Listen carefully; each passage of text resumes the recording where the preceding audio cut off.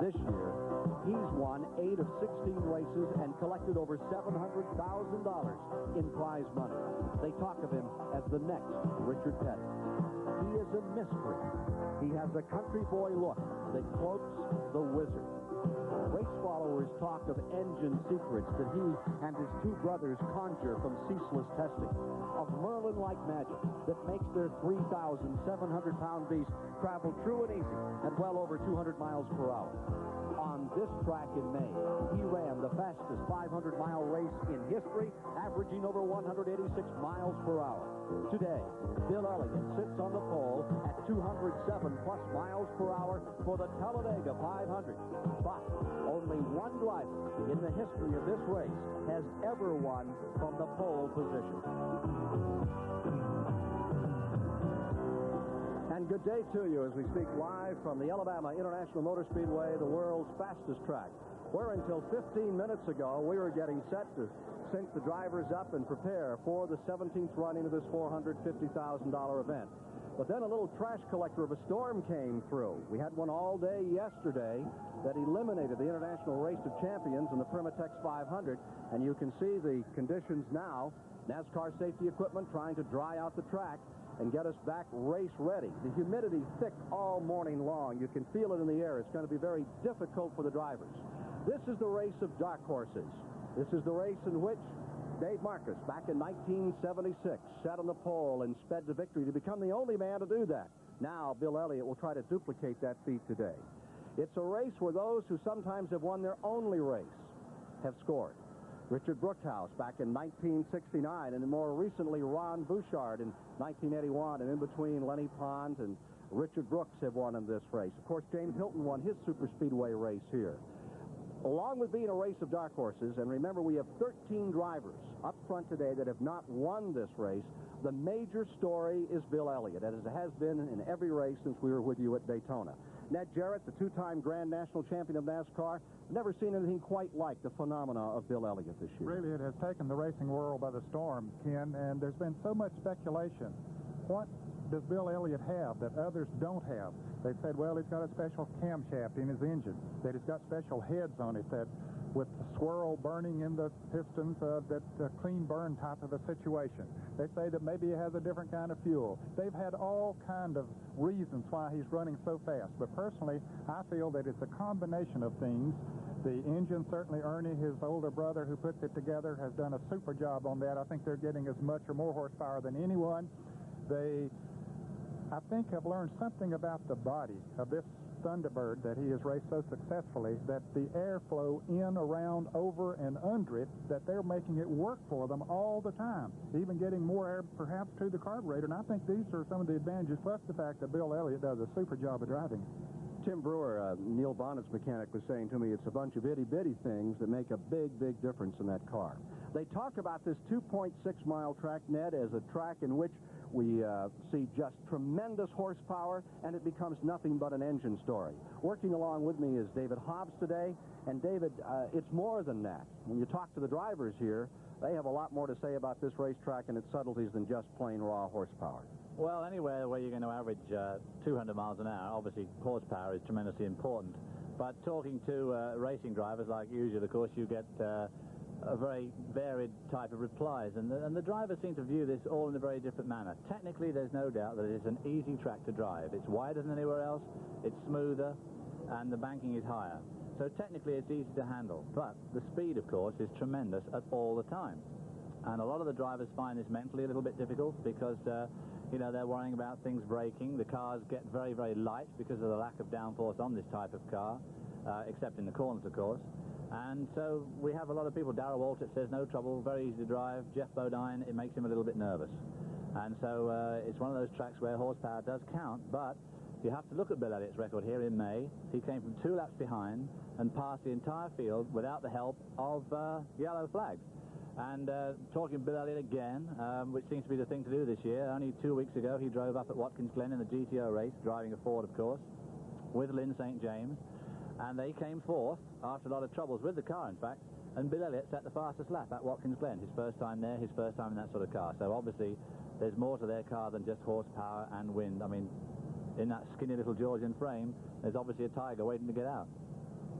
And there's some people here to slay the Tiger this time around. Elliott is beginning to get right up into the history books. You remember Richard Petty back in the old days, and they ran over 50 races, won 27 in a year. And Darrell Waltrip won 12 races on the 30-race schedule. Now we're at 28 races, and already 8 of the 16 have fallen to Bill Elliott. But one of the men who stands a real chance of taking him and taking the task severely today is probably Jeff Bodine. He's standing by with Mike Joy. And, Ken, it's not just Bill Elliott. It's 5 of the first 8 qualifiers are Fords. There was a comment the other day that you were one of the first guys in the GMC, the General Motors class. Now, come on. There's a lot of them up there that you're going to have to tackle today.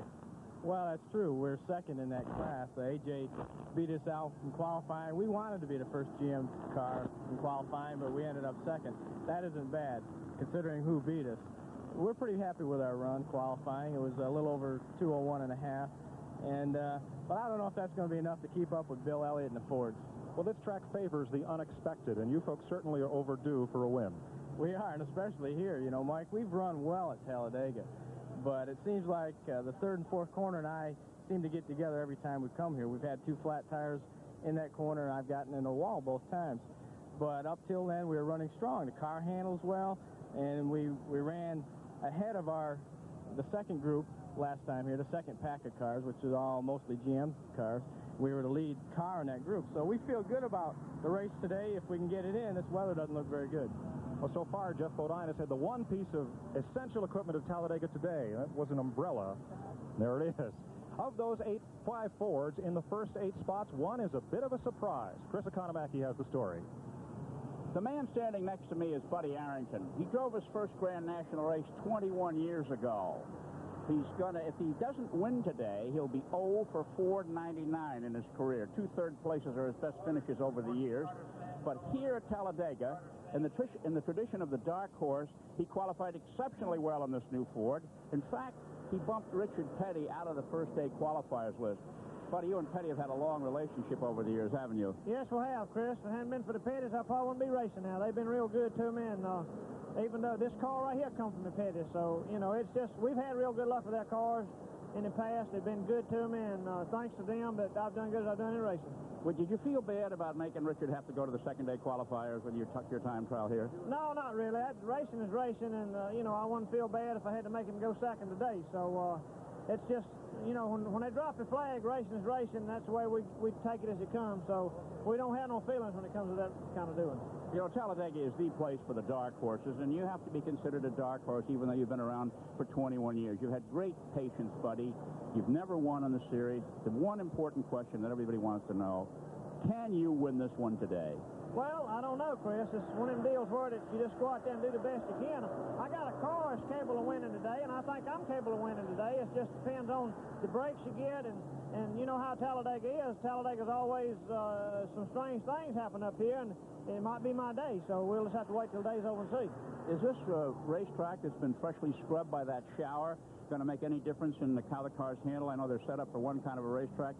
Has the rain changed it? No, it won't hurt a bit. It'll just make good racing because it's going to be cool. It'll be cool on the cars, tires, and driver, and everything else. So as soon as they get it dry and we get started, you'll see a good race, and the rain ain't going to have nothing to do with it. It's just going to delay us some. Okay, Doc. What about driving a Ford? You've been a Chrysler man all these years. Now you got a different. Bill Elliott moved into a Ford and started to really take off. So how about it? Is it a car that's better than all the rest? Well, the Ford is definitely a good race car, and it showed a big improvement on what we had after we struggled over the years. I think right now Ford is the best thing going for us a race car. You can just look at the car and tell it's aerodynamic, and I don't think it's as much in the motor as it is the body. Okie doke. Buddy Arrington likes the body. Back topside to Ken Squire. The skies seem to continue to brighten. Track officials continue to work to dry off this 2.6-mile track. 42 drivers anxiously await a start, and we'll show you how they'll line up in just a moment. This CBS Sports Special, the 1985 Talladega 500, is sponsored by Budweiser. For all you do, this Bud's for you. Ford and your Ford dealer. Have you driven a Ford lately? And by STP Corporation. On the world's racetracks, on the world's roads, STP, your car care company. Here is the starting lineup for the 17th annual Talladega 500. On the pole, for the 8th time this year, the Ford of Bill Elliott. And beside him, the Ford of Cale Yarborough, twice second in this race. Row 2 in a Ford, twice second here, but never a winner, David Pearson. And then the Oldsmobile of A.J. Foyt. Row 3, two of the young Lions, Kyle Petty and Jeff Bodine, both carrying CBS onboard cameras. Row 4 from California, Joe Ruttman, and big surprise, Buddy Arrington's Ford is qualified 8th at over 200 miles an hour. Row 5, Terry Labonte and Sterling Marlin. In row 6 from Texas, Bobby Hillin Jr. and Ricky Rudd. For row 7, it's Benny Parsons and the two-time and defending Talladega 500 champion Dale Earnhardt. In row 8, it's Tommy Ellis and Neil Bonnet, the 1980 winner. In row 9, Ohio's Tim Richmond and Missouri's Ken Schrader, the leading rookie. In row 10, the 1975 winner, Buddy Baker, and alongside Phil Parsons. Row 11 is Harry Gant. And then Davey Allison makes his first Grand National appearance on the outside of row 11. In row 12, it's Rusty Wallace and the 1981 winner from Massachusetts, Ron Bouchard. Row 13, the 79 and 82 champion, Darrell Waltrip, and alongside Connie Saylor. For row 14, it's Phil Barkdahl and Jimmy Means. In row 15, the 1974 winner, Richard Petty, and the surprise winner of the Firecracker 400 at Daytona this year, Greg Sachs from New York. Row 16, from Colorado, Clark Dwyer, and Florida's Rick Wilson. Row 17, 1976 winner, the only man to win it from the pole, Dave Marcus and Del McCowan. Row 18, the 78 champion, Lenny Pond and Eddie Bierswell. In row 19, it's Grant Adcox and the 71 winner, Bobby Allison. For row 20, Bobby Wowak, and then comes Lake Speed. Finally, the 21st row, Trevor Boyce from Canada, and J.D. McDuffie rounds out the field. 21 rows, and there you see the cars all gridded, and some of the tarps are beginning to come off the machines now. The drivers were just told to report to their automobiles. I would think that what we would see here is what we have seen in other NASCAR events, where they'll turn some laps under caution, begin to dry the track out, and after several of those laps, then start counting them, but have the field stay in formation. There's Harry Gant walking out to car number 33. He will be carrying one of our 2 or 3 CBS onboard cameras, as well as some new devices today, which we think may help you to better understand the sport of stock car racing. Thanks to Hewlett-Packard, some computer work has been done. Nearly $250,000 spent on Gant's car. They have some 23 sensors in the automobile, and hopefully today we're going to be able to give you some ideas about what happens to these machines under race conditions that you haven't seen before. And there's Richard Petty coming along, ambling out, former winner of this event. Truly one of the giants of this game. It'll be a sad day when he finally takes the helmet off and stays with that hat. Let's talk about Bill Elliott for just a moment here as the drivers begin to move toward their cars. How do the other drivers feel about what's happening with Bill Elliott here in 1985? I've had my days, too, in that same type situation that I won a lot of races in a row, and I just hope it comes back soon. I'm glad for him. I'm glad he's winning. I hope he keeps on winning. While he's doing it, just do it all, you know. Just go all out for it, and more power to him. We give them all the credit in the world for what they've done, but we think it's hurting racing. We think the race fans don't enjoy the qualifying as much anymore. We enjoy seeing Bill go fast.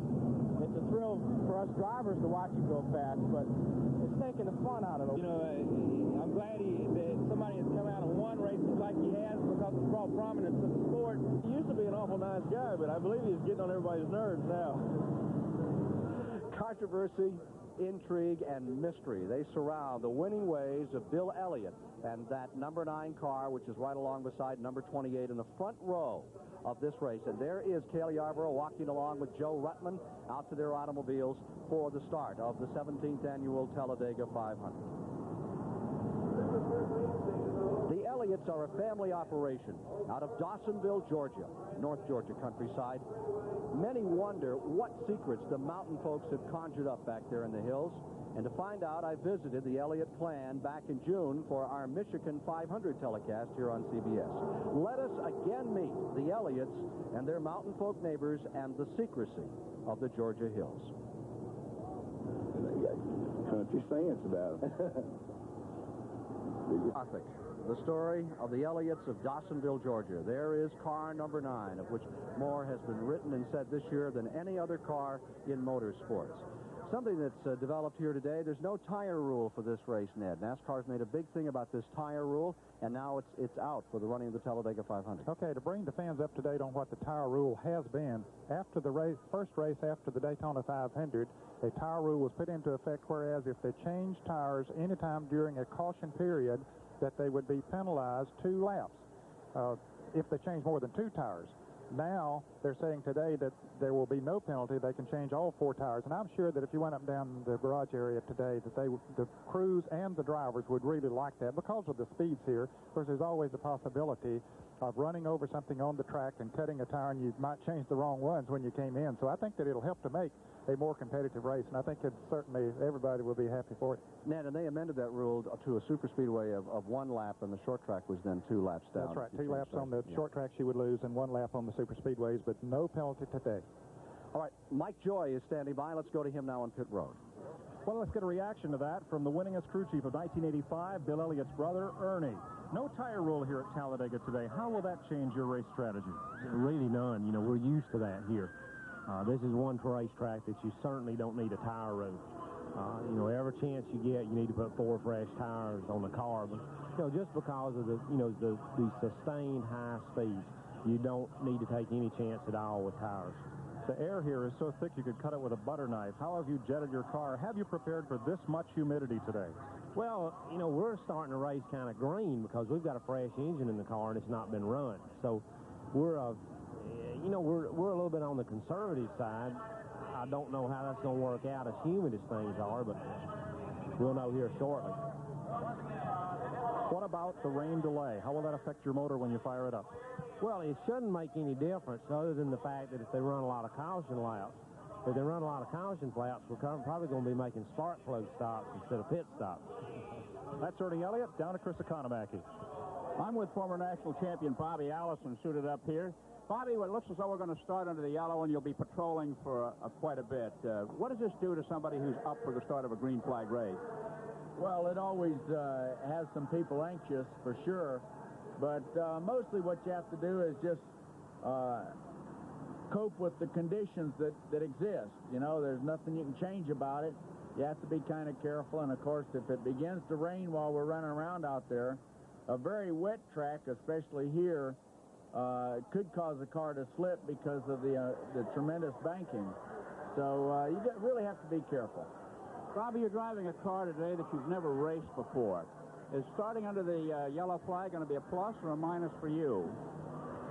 Well, we kind of think that we've got the car ready to go, so we would be okay starting green. But starting under yellow, we will, in fact, be able to see how the car shakes down, so to speak, and how it feels.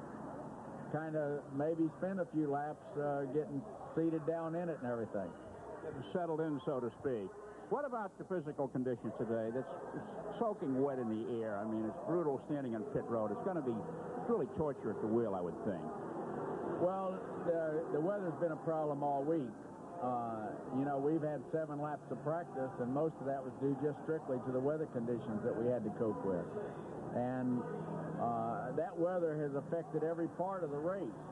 It's made the infield a sea of mud. It's made the pit areas sloppy and wet, and certainly less comfortable for the crews than they would normally be. And, you know, the grassy portion, if a car should go off, you know, you'll have the mud and the sliding and all that if that happens. So the weather has affected not only just the pits or the pit crews, but the whole picture. Would you say that, by and large, the drivers are edgy because of the weather? I don't know. I didn't really seem to detect much edginess, if any at all. What I think the mood is right now, everybody knows they've had very little practice, and they hope that the race can get underway and, you know, go without any major problems.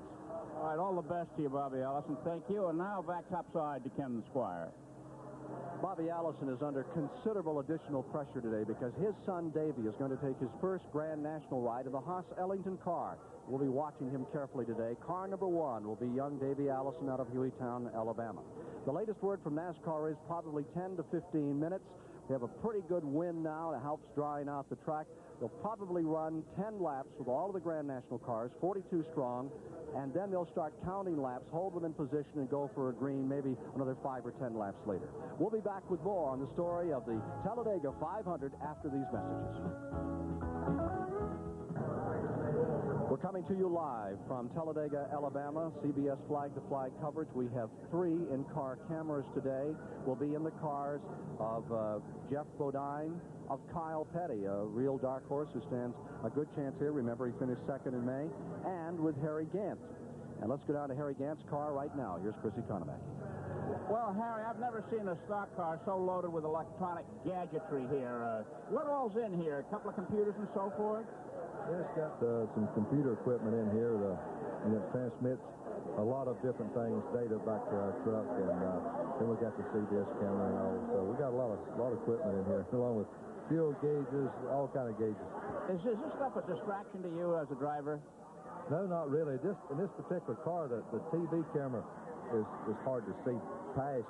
The rest of the stuff, it don't bother me because I don't have to really do anything in the car, turn the switches. They do it all remote from the truck.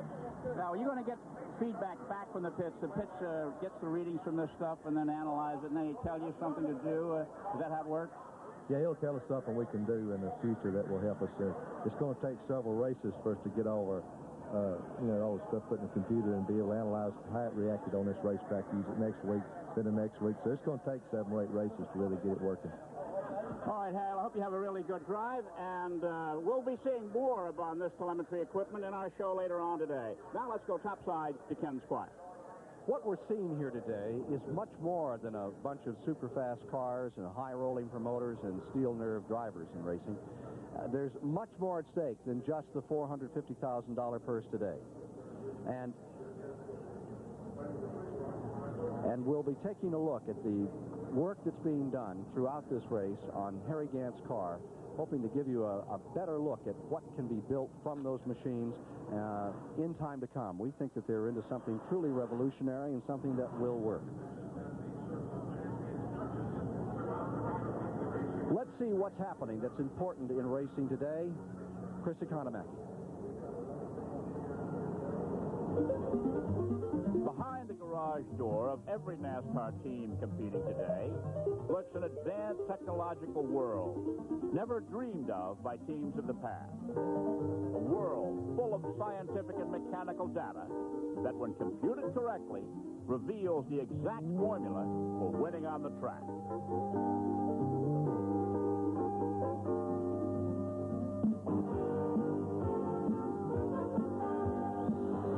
The 1980s is a high-tech decade in every facet of life, stock car racing included. In the early days of the sport, the shade tree mechanic made his car a winner with an experienced touch and a practiced ear. But with the advent of the computer, the microchip, telemetry, and use of wind tunnels, the toolbox is in the cellar gathering dust, and stock, as in stock car racing, a thing of the past.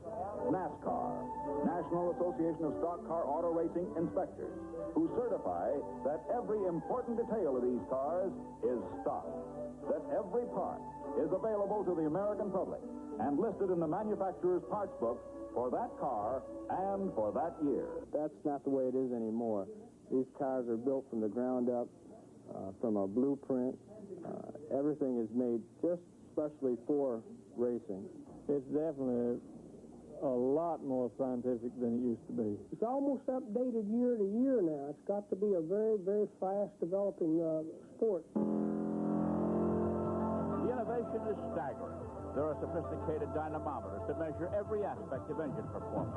Readouts, printouts, 3D cross-sections to calculate and evaluate all areas of car design. In addition, wind tunnels to differentiate facts from friction. Today, there's even an onboard computer hitching a ride.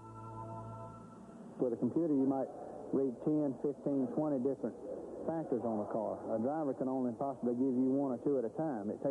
You'll have to run 200 miles with a driver to get what you can get in 2 laps with a computer. It definitely helps us in some areas, but the only part I don't like about it, on that throttle linkage, there's a fitting in that computer that tells when I take my foot off the floor. In the past, I've been able to lie to them and tell them it's on the floor, but now they look, and it's hard to lie against that little computer. 0. We have solid rocket booster ignition and liftoff of Challenger and the 10th space shuttle flight. Over the last 2 seasons, NASCAR has entered the space age with a device right off the space shuttle called the fuel flow meter. When put on a race car, it enables the driver to know his exact fuel consumption. The fuel flow meter takes the guesswork out of how far you can go on a racetrack, and now with this flow meter, we can tell right down to the last corner how much fuel we've used and how much is left, and just exactly how far we can go. In the old days, state-of-the-art in stocks was a pull wire attached to a trapdoor to check tread wear. Today, it's a black book chock full of trade secrets, including specifications for setting up the car. It is also rifle-drilled axles, as well as custom-made seats for keeping the driver safe and comfortable. It's a form-fit seat. When I become part of the seat, or the seat becomes part of the driver, and then all of that becomes part of the car. In other words, I could stay in the seat even without seat belts. That's how close and tight the thing fits. I'm not going to run without seat belts, don't get me wrong, but as far as just riding around a racetrack, the seat would not throw me out of the car.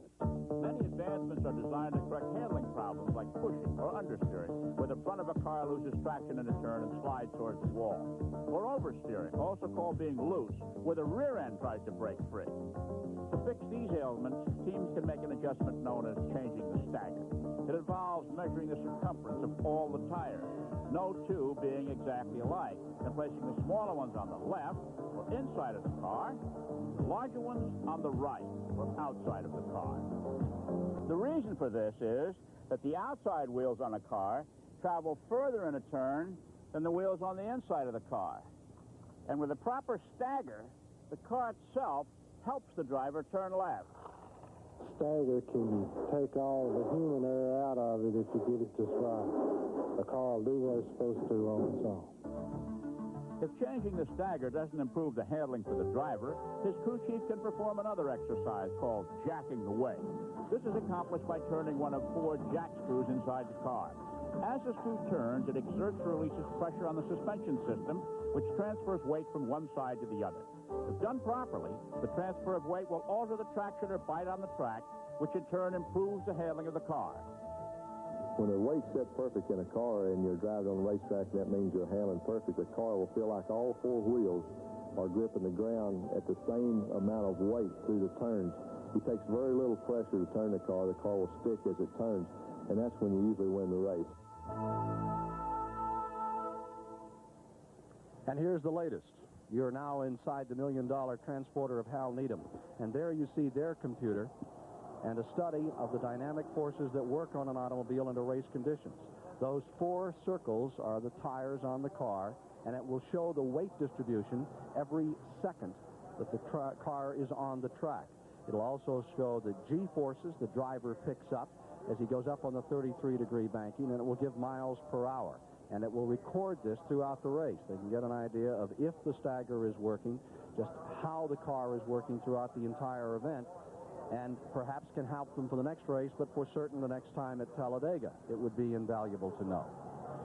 That's the latest. And now back here on pit road, the drivers are in, and the word is from Bill Gazaway, 10 to 15 minutes. The track is drying out. We were just about set to go. You can see how the track is drying out. You can see some of the area that's drying a little better than some of the others here. And the wind has snapped up here, and that's helping immensely. We have a gigantic crowd. Looks like over 100,000 have gathered here at Talladega. The skies still look ominous, but we do think we're going to be able to get it in. It is a 188-lap race on this 2.6-mile course, and 42 drivers getting edgy. Of course, some of the veterans, they've gone through this many, many times. There you see part of the congregation gathered at Talladega, Alabama. We'll return with more live flag-to-flag coverage of the Talladega 500 after this word from your local station.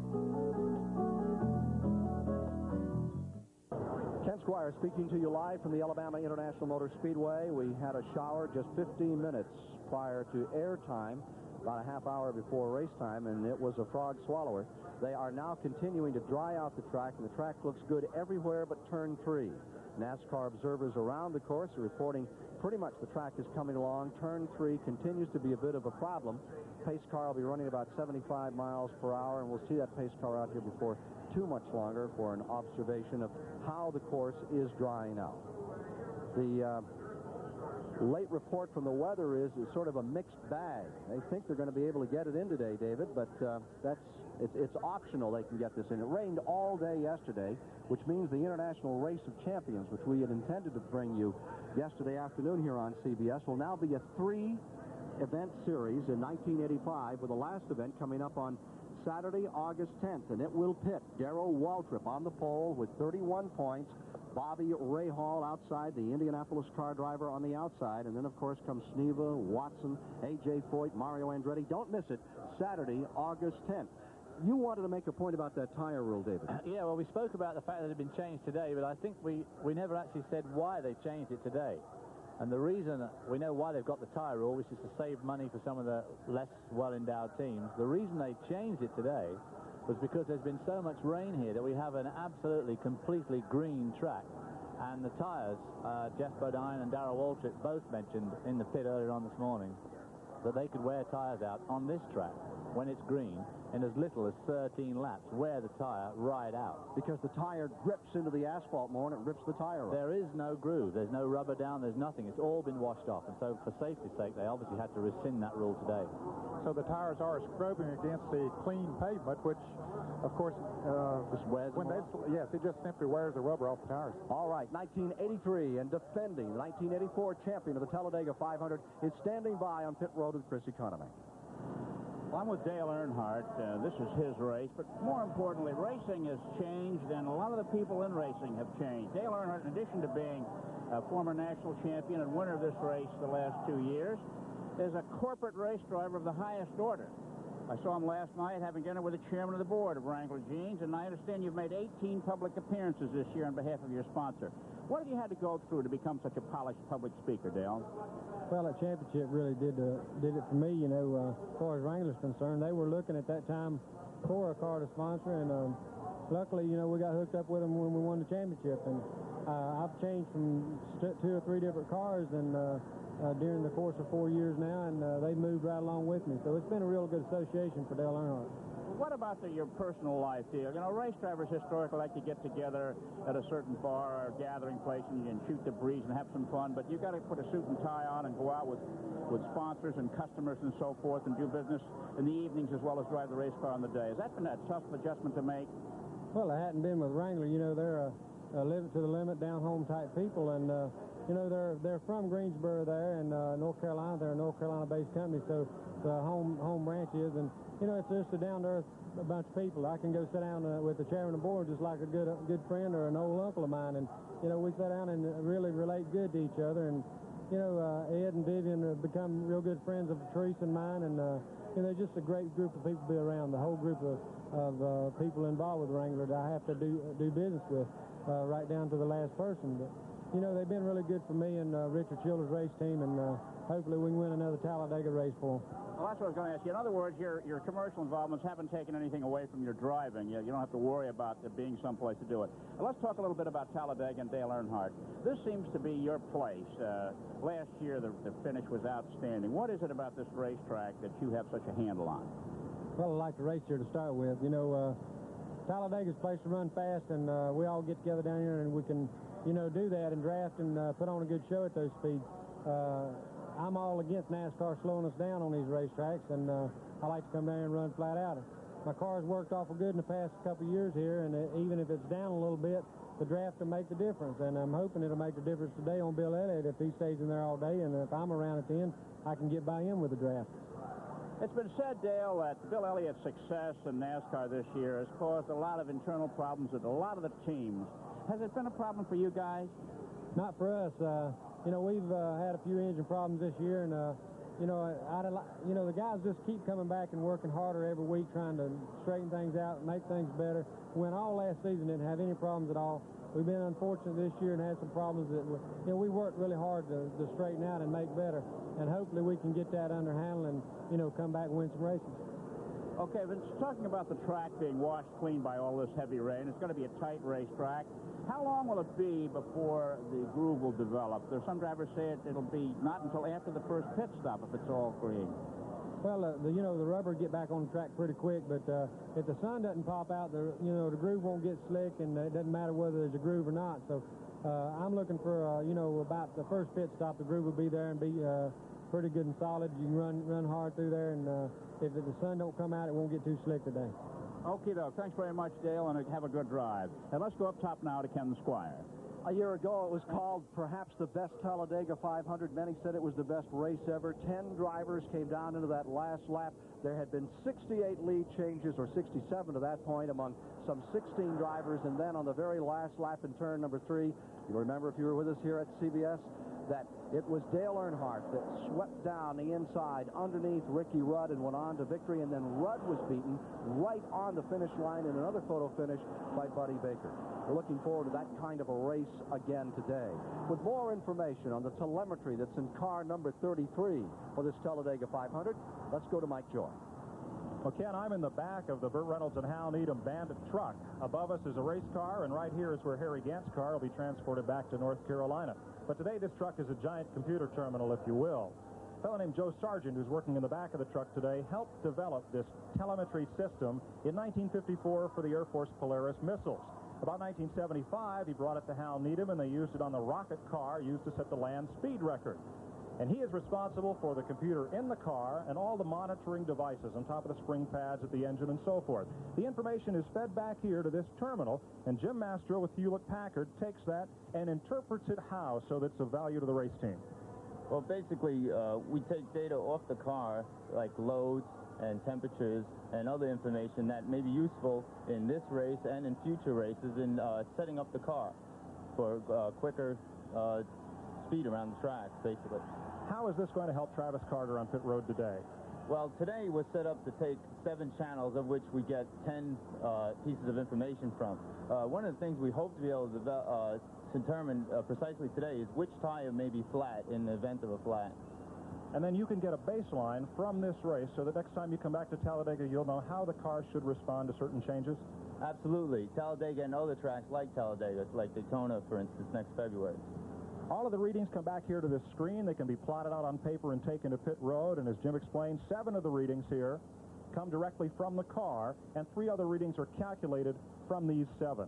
In all, the computer has capability of monitoring up to 20 different signals and imparting that information to pit road. Ken? Well, there he is. He was among the missing, but they have found A.J. Foyt. A.J. is the old A.J. He barks at his crew. He's ready to go. He had a great qualifying here at Talladega this year, and he looks like he is really ready for business. Looks like the supreme athlete. Oh, there he's breaking into the truck now, getting down to the car. It's getting serious, Fred. They are going to start under yellow, and then they'll start counting after about 3 laps. I think we're just about ready for the command of fire engines here. I think Bobby Allison actually hit the nail on the head. One of the things that I particularly don't like about racing after it's been raining such a lot like it has here, old AJ's run out of air now. He's going to set back to a slow walk back to the car there. He has a long walk, too. He qualified 4th outside of the 2nd row. Surely they won't start the engines before he gets in his car, Ken, and they'll give us a moment to say he's going to run at Darlington on Labor Day weekend for the first time ever, and he'll have to run as a rookie. That's what I'm going to ask you. Is he going to have to be a rookie? He will have to go through the rookie test. Can't qualify the first. Gentlemen. Here we go. Gentlemen, start your engines. All right, there's the command from Governor James Thompson, Governor of Illinois, and there goes A.J. I've run that fast for years. The marathon man, A.J. Foyt, sprinting for his car. Well, they did start the engines without him, didn't they? 42 cars ready to go. 188 laps for $450,000. CBS live flag-to-flag coverage of the Talladega 500 about to commence. Over 100,000 being asked by the track announcer about their favorites. Now you're looking at Benny Parsons. Former winner here, great driver, just a great human being. Richard Petty won 27 of 48 races back in 1967.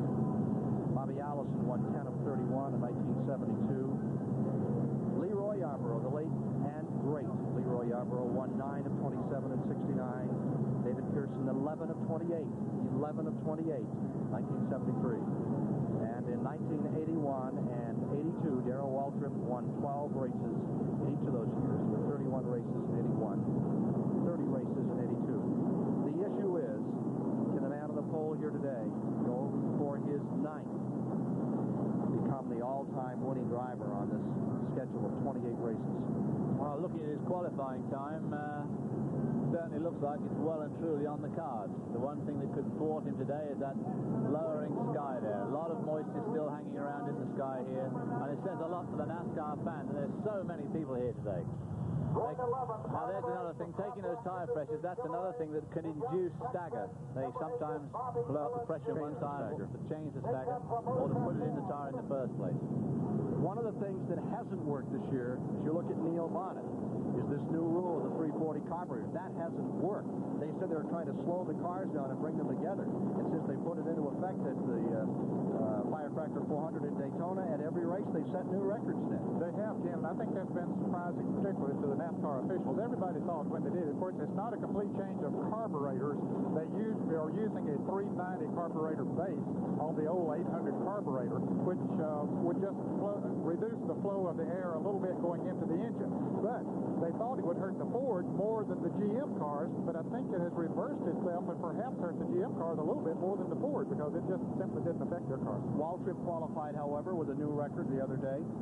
Darrell Waltrip came through with a good run, did he not? At Pocono, Pennsylvania, yes. So it's been up and down, but, yes, it has. But I don't think it's working the way they thought it would. I think if they want to slow them down properly, they're going to have to actually change the size of the carburetor, not just the carburetor plate. Yes. In-car cameras. Let's take a look at them now. You're with Kyle Petty, car number 7. Remember, he finished for this Ford in second place behind Bill Elliott in the Winston 500 on this track this past May. Kyle Petty, number 7. Right in front of him, you see David Pearson with the number 21 these days. And now you're with the Bandit, Harry Gant, number 33. Old handsome Harry looking to win this race for the first time. Right in front of him, Buddy Baker. And here you see Bodine, Jeff Bodine's car, and directly in front of him, the Oldsmobile of the legend, A.J. Foyt, ready to work here today. And as Ned said, he will be going to Darlington this year come Labor Day. And there you see Bill Elliott's number 9 resting down in front as Harold Kinder on the flag stand motions the safety equipment by. I think they're ready to bring that in now. Now there's Tommy Ellis, former national sportsman champion in the state of Virginia. Talk about a tough race driver. That's as tough as you get right there. He certainly is. Ken, the word is that they'll take 3 laps under caution and they'll get the green flag the 4th time around. Isn't he intense? You bet. And he's that intense, be it quarter mile or third mile. He's raced for a couple of decades in Virginia. Anytime that Tommy Ellis is going to run, and particularly in the old days against Sonny Hutchins, you wanted to get a ticket to sit well back because the fireworks would happen. Well, it's a pretty intense time of day for these guys. There's been a lot of hanging around, and that doesn't help the adrenaline. It keeps flowing for a long time, and it's a nasty build-up to a race when it rains like it did just at the critical moment. And the track really is still not dry, not by NASCAR standards, and 3 more laps with these cars isn't really going to dry it right out. They're going to have to be very careful coming to pit lane on their first stops, because it won't dry out in pit lane at all. There's no way to dry that out. There you see some of the service trucks doing their best. I would point out to you the best position to win this race from as the pace cars come on is second. 5 times this race in 16 previous runnings has been won from the second position. Allison in 71, Baker in 75, Donnie Allison in 77, Bonnet in 88, Richard Petty in 74, Dale Earnhardt, Waltrip, and Dale Earnhardt. Give me that again. It's Allison, Baker, Donnie Allison, Bonnet, and Waltrip have been those that have won from the second position. We'll be back with more from Talladega, Alabama, after these messages. Live. Thank you for your indulgence this past hour. While they've got this track sorted out, they've done a magnificent job. 3 laps they're running now that are not counted, and perhaps 7 under green and yellow conditions, and then they will turn them loose. Again, here is the starting grid.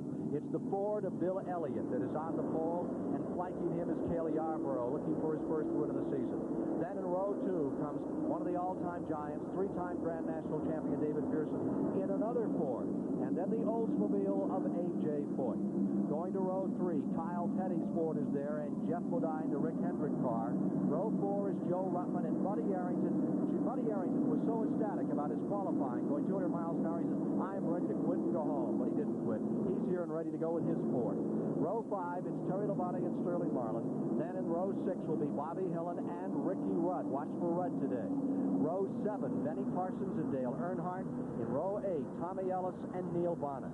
For row 9, it's Tim Richmond and the leading rookie qualifier from St. Louis, Missouri, Ken Schrader. Row 10 is Buddy Baker and Phil Parsons. Going to row 11, there you find Harry Gant, one of our onboard cameras, and Davey Allison there, car number 1, his first Grand National ride. Row 12 is Rusty Wallace, last year's Grand National Rookie of the Year, and a former winner of the event, flanking him, Ron Bouchard. Going to row 13, it's Darrell Waltrip, twice a winner, and Connie Saylor. Row 14 is Phil Barkdahl, along with Jimmy Schmutt-Meades. Row 15 for today's race will be Richard Petty, well back, and the surprise winner of the Firecracker 400 at Daytona, Greg Sachs. Then in row 16, Colorado's Clark Dwyer and Rick Wilson from down in Bartow, Florida. Going to row 17, as you see, take 1 on the field. Dave Markers, the 76 winner.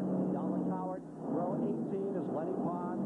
Eddie Birchwheel there in the outside of row 18. Row 19, Grant Adcox out of Chattanooga is back. And Bobby Allison relegated to the 19th row with his car number 22. We'll tell you more about that car later. Row 20, Bobby Wowak and Lake Speed. Remember, he finished second in the Daytona 500 this year. Out back, Trevor Boyce and J.D. McDuffie. Remember our story about McDuffie at Daytona and his new sponsorship and all those hopes? Well, he's back with Rumpel, the Rumpel Furniture Store over there, a neighbor of his, Sanford, North Carolina, helping him out, got him here, and he's getting ready for a go. Green and yellow this time by 7 laps. They will hold positions at about 75 miles per hour. Going to be very hard on the trucks, which are out there as well with them.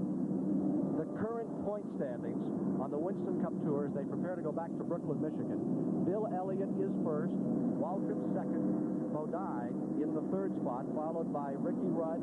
And in 6th these days is Terry Labonte, 7th is Kyle Petty, 8th is Harry Gant, 9th is Bobby Allison, 10th is Lake Speed. What a change from the old days. You look down through this list, you find Richard Petty back in 19th position. Neil Bonnet right up there in 4th behind Jeff Bodine, as you saw on the screen. He's looking for a good finish. The last 5 winners of this event, we get set for a go. There they are, Dale Earnhardt, and the only man that's won it 2 years in a row, and Waltrip, of course. Ron Bouchard, that great victory in 1981, and Neil Bonnet, the winner back in 1980, and he had to fight right to the end with Cale Yarborough.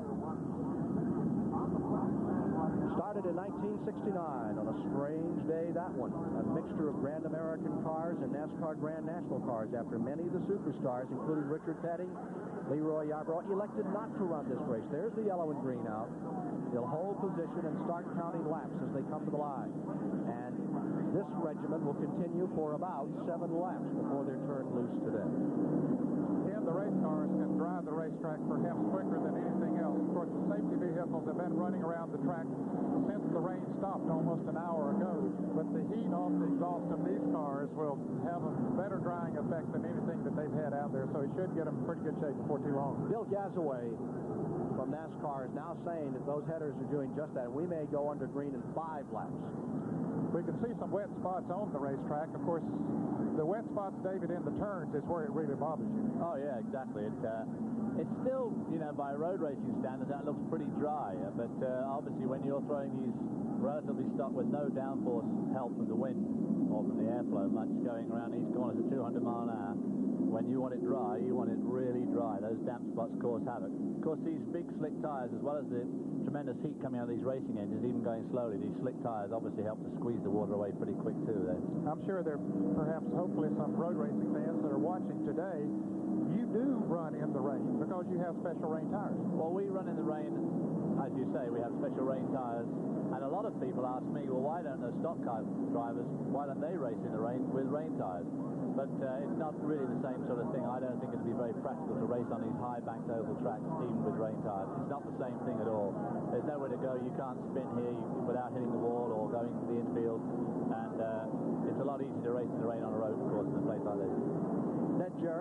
Hobbs alongside. Again, how difficult is it to win from the pole here at the Alabama International Motor Speedway, Talladega? Now, there you see the story. Talladega pole winners. Cale Yarborough, 84, came up with a 5th. Cale Yarborough in 83, 24. Jeff Bodine, 15th. Really tough sledding off that pole position on this race. Sure is. Dave Marcus, the only man that has done it. 76. Let's go to the pit area. We may have a report on conditions from there. You're looking at the pit of Phil Elliott, the pole sitter, and I'm right behind the pit here. And the conditions, as bad as they may be for the pit crews, think of the television announcers who have to work the pits here. It's pretty soggy and muddy. Wanted you all to know what I'm putting up with today. Now let's go down pit road to Mike Joy. Chris, here's the reason why they don't race in the rain. These Goodyear tires have only these small, what they call sipes. And all these do is indicate wear on the tire. You can tell the tire's worn more on the outside or the inside edge. They don't go very well in the rain because there's no place for the water to go. I'm standing with Leonard Wood of the Wood Brothers. He and his brother Glenn have been racing on this circuit for some 36 years, and Leonard's been changing right front tires. You ever get tired of Sunday afternoons? Well, big, long race, you know, you can change a lot of tires, you get tired, yes. But the big, important races, the ones on the super speedways, those are the ones where the Wood Brothers have been in victory lane more than anybody else. Is there a knack to it? Is there a secret to it? Well, you know, we run more super speedways than we do anywhere else, and, you know, naturally we have better luck because we set cars up better on super speedways, I think. We haven't really had a short track car up until this year, and now we have a short track car, and you know, we're concentrating some on it too, but as a whole, we have better luck on super speedways.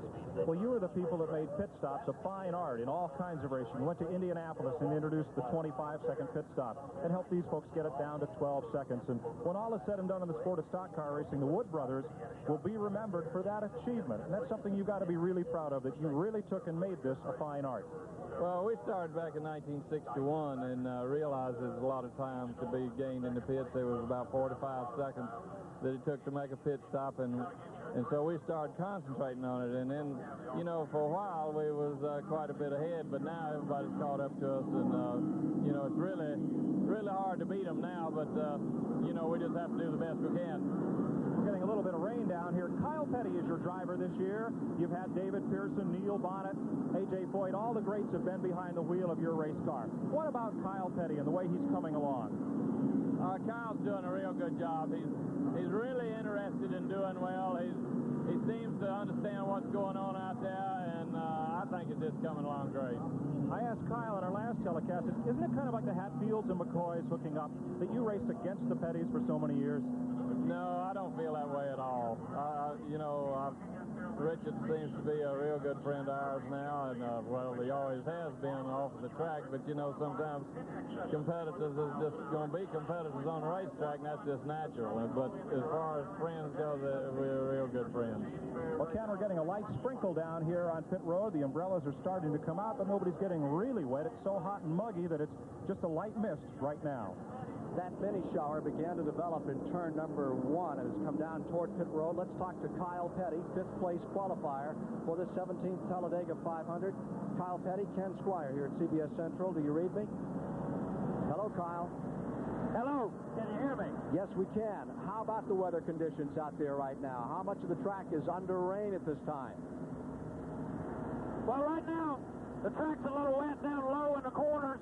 It's a little wet in a couple of different places, but, you know, the straightaways are still low down, but I think it's about right that we can race on it if it'll quit. We looked into your windshield, and it looked to us like you're picking up some new rain spatters out there, Kyle. Well, it's been sprinkling a little bit off and on ever since we started drying the track, but we were out here running yesterday, or the other day during qualifying, and it's about like it was the day we qualified. That doesn't concern you? Not really.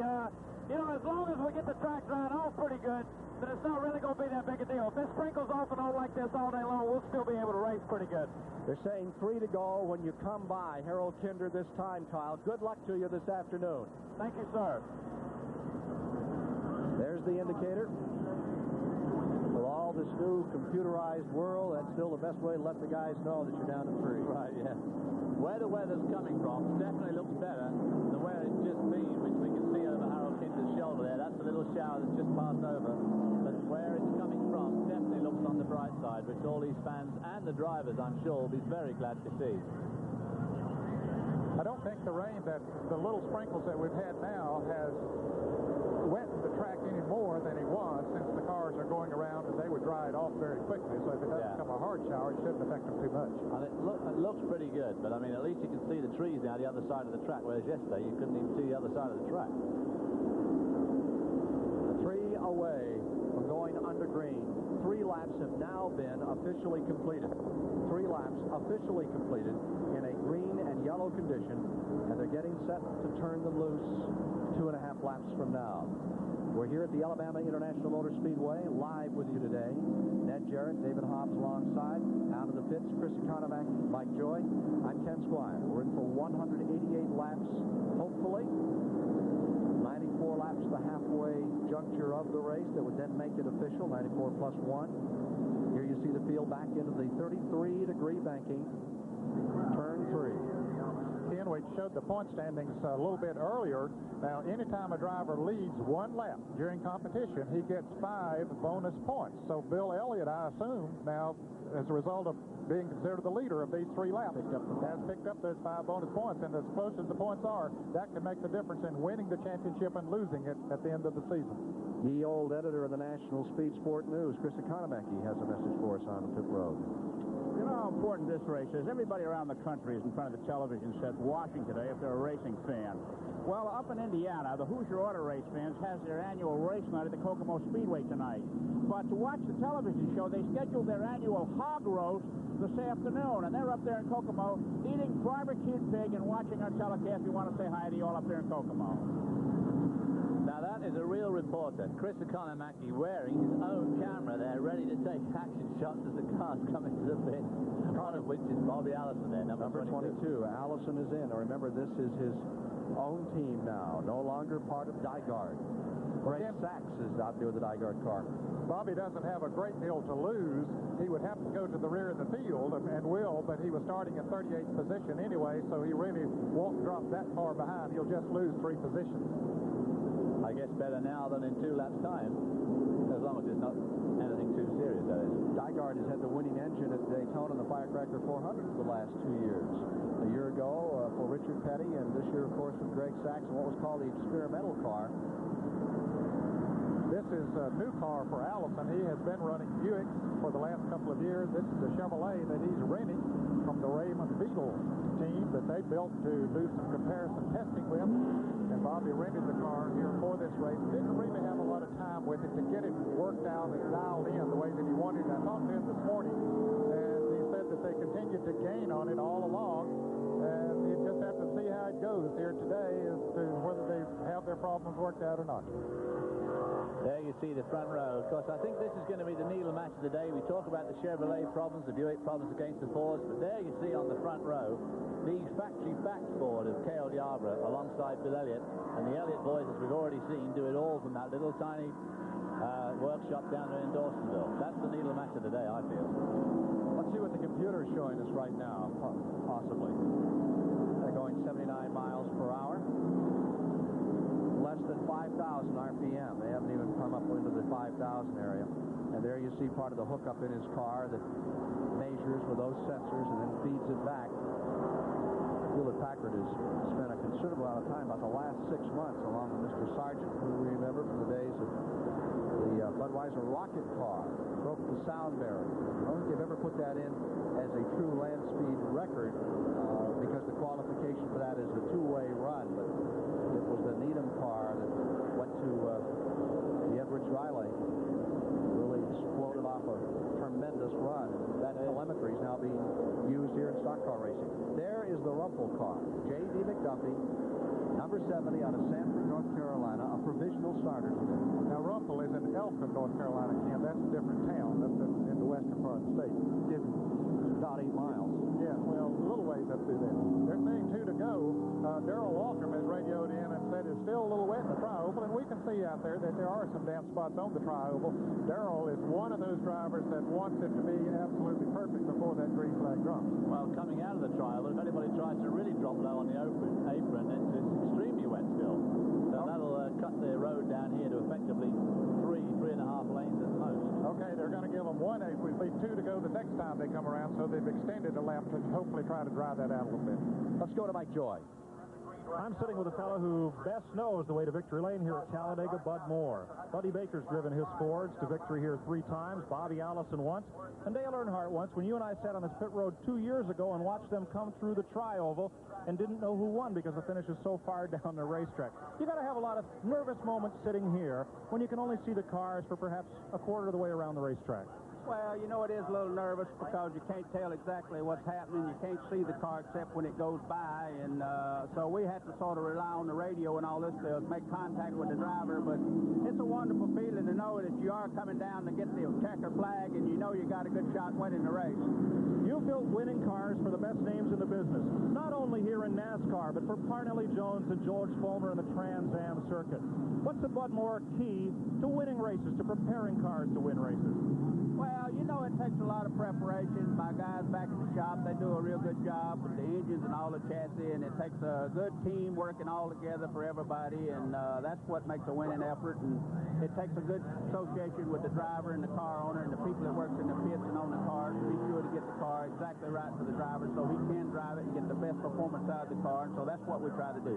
I think one thing that makes your team unique is the fellas that are on your team. The core group has been together longer than anybody else on pit road. Well, our pit crew has been together now 9 years, so they know their business. They know everything, all the tricks, and know all the tricks that all the others do, and they got a few tricks they know they do themselves. So we just got one good team that's been together a long time. You know the way to victory lane. Can you get there today? We're hoping to get there today. We're running awful good, and I think maybe we got a good shot getting there today. That's Bud Moore, owner of Ricky Rudd's car. Ken? Kathy Bodine anxiously awaiting the green flag commencement of the Talladega 500, and we'll be back here for it right after these messages.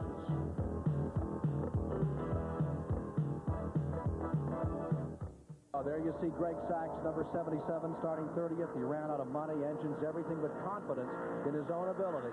Took a 3-race deal a little early this year with James Hilton. Then Robert Yates made him an offer for a 6-race deal in experimental cars for Dyegard. And he proved his worth, driving his old Chevy with the Dyegard engine at Daytona, winning the Firecracker 400 in the biggest upset of the year. They were planning to bring a new car here, a Pontiac, but didn't have time to prepare it. All right, coming to the tri-oval, we should see a pace car in. Governor James Thompson, the governor of Illinois, as a tremendous roar goes up from this great throng. And we settle down for the 17th running of a race that had 13 races, 13 faces in its first outings. Let's see if we have a new winner today. They break for the green. Having completed 8 laps, having completed 8 under a yellow-green situation, they break into turn number 1, and guess who's out front? In second spot is Cale Yarborough, and braking on the outside for third, A.J. Foyt. Here comes Bodine on the outside, out of turn number 2, wheeling for fourth. Up to about 170 miles per hour into the back straightaway, going up over the 200-mile-an-hour barrier now, and A.J., the Oldsmobile, number 14, on the inside of the Ford of Cale Yarborough as they go down into turn number 3. There's Bodine, and there you see Joe Ruttman. Joe Ruttman right behind him, running the 5th position from Bodine's car. He pulls up on A.J. You're inside of Jeff Bodine's automobile, closing on Cale Yarborough. Bodine making a run for it. Hit the Chevrolet Monte Carlo. Back they come to the tri-oval at over 200 miles an hour. Underneath the flag stand. Down into turn number 1. You're in. Third place automobile. All right, there you can see them dancing and jumping around on that banking. Jeff Bodine just holding on there in that draft. Tremendous draft from those 2 lead cars that Jeff Bodine's getting at the moment. And David, some people said that the Fords are hard to draft, but he's certainly doing a good job at it right now. Hanging right in there, and there right behind him is Joe Ruttman. Joe Ruttman qualified really well the other afternoon. Dale Earnhardt is pulled up into 5th. A.J. falls to 6th. Kyle Petty lies 7th. And Earnhardt started all the way back in the 14th position, Ken, so he is really a driver on the move. He must have done some pretty enterprising undertaking in that first lap. 10 laps complete by the line this time. 10 complete. Earnhardt is on a roll. He's coming. Sterling Marlin stays right up there with Terry Labonte as they dive into turn number 1. Front 5. Lap speeds climbing now. We'll try to get you some lap speeds per lap as they wheel them away. We're into the 11th lap.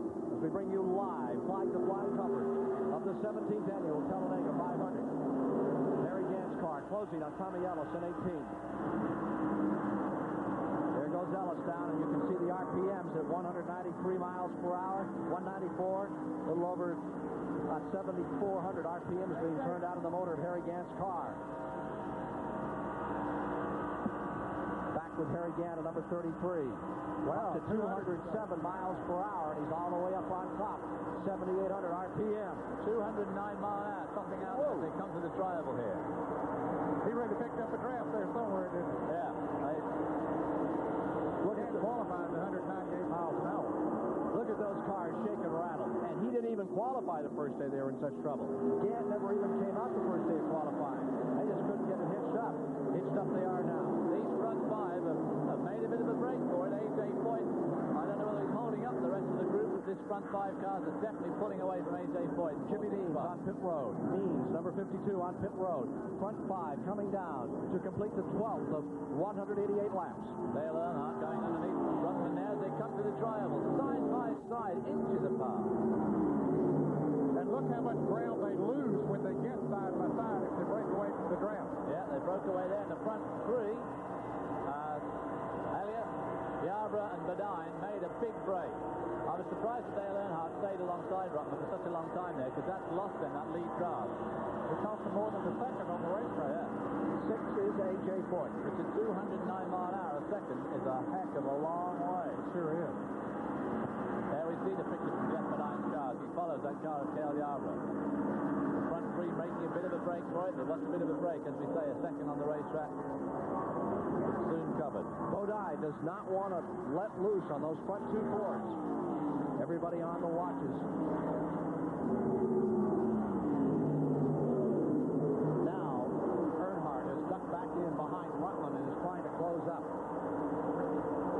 There's Kyle Petty on the inside of with Ronnie 7. Now Sterling Marlin pulls into 7. There's Kyle Petty on the inside. There, the Bobby on the outside there. There we see Kyle.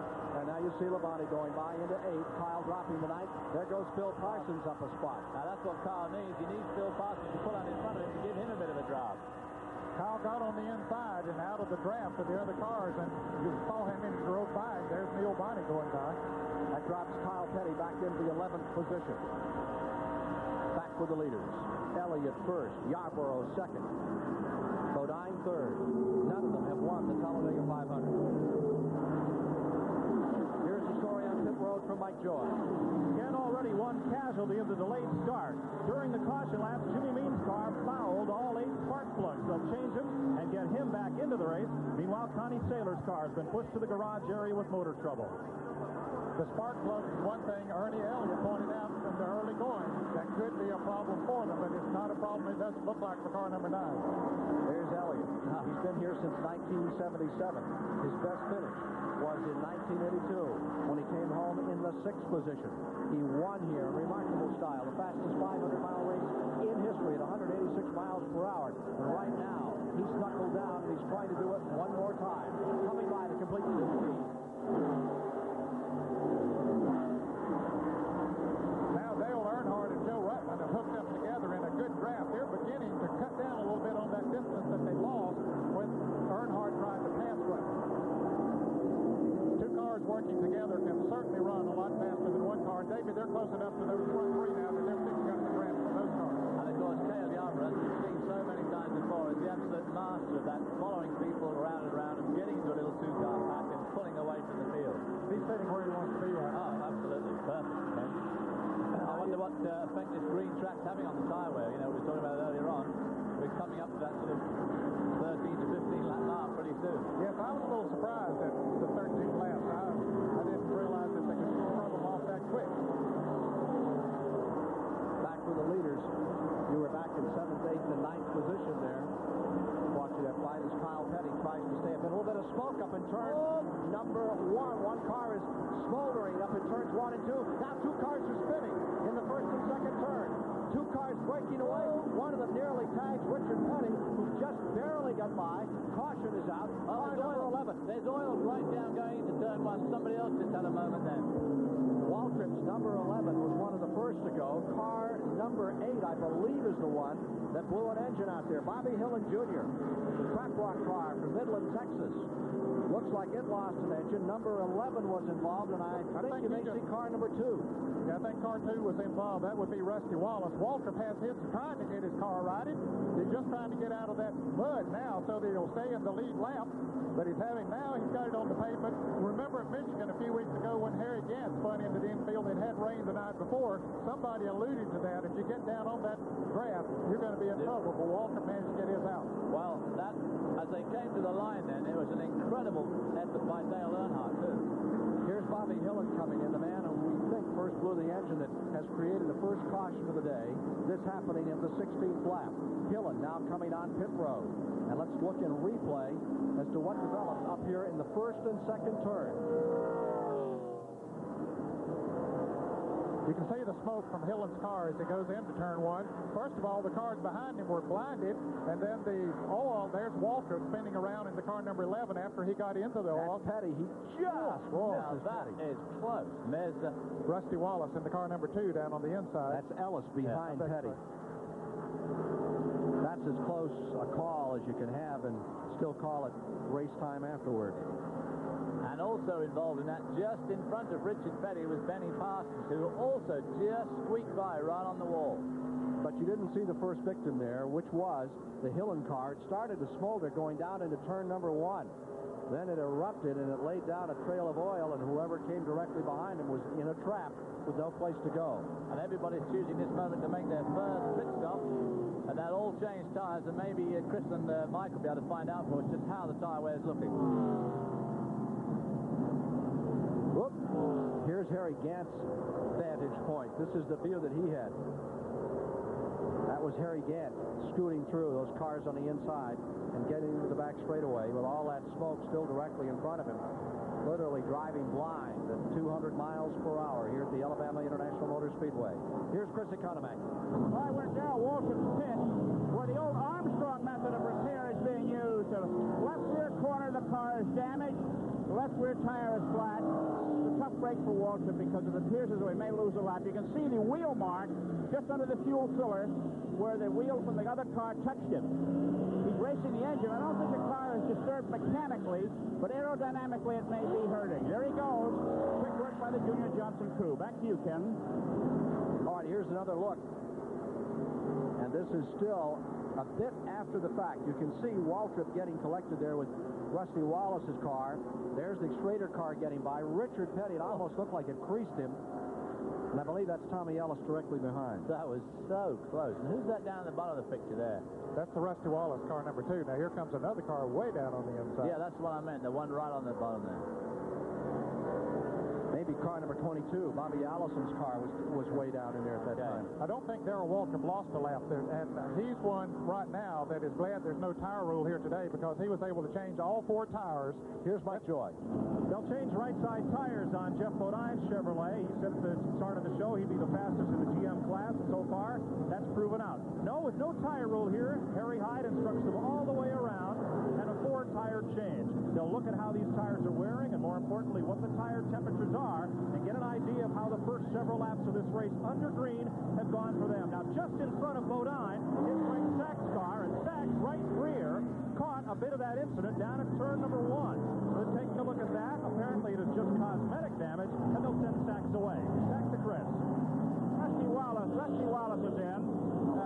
They're heading that more body work being done. The man is hitting a fender with his fist to make room for the wheel there. You can see the marks on the fender. There's been some close going here as the left front wheel goes on, jack down, and away Rusty goes. Rather slowly, may having clutch trouble.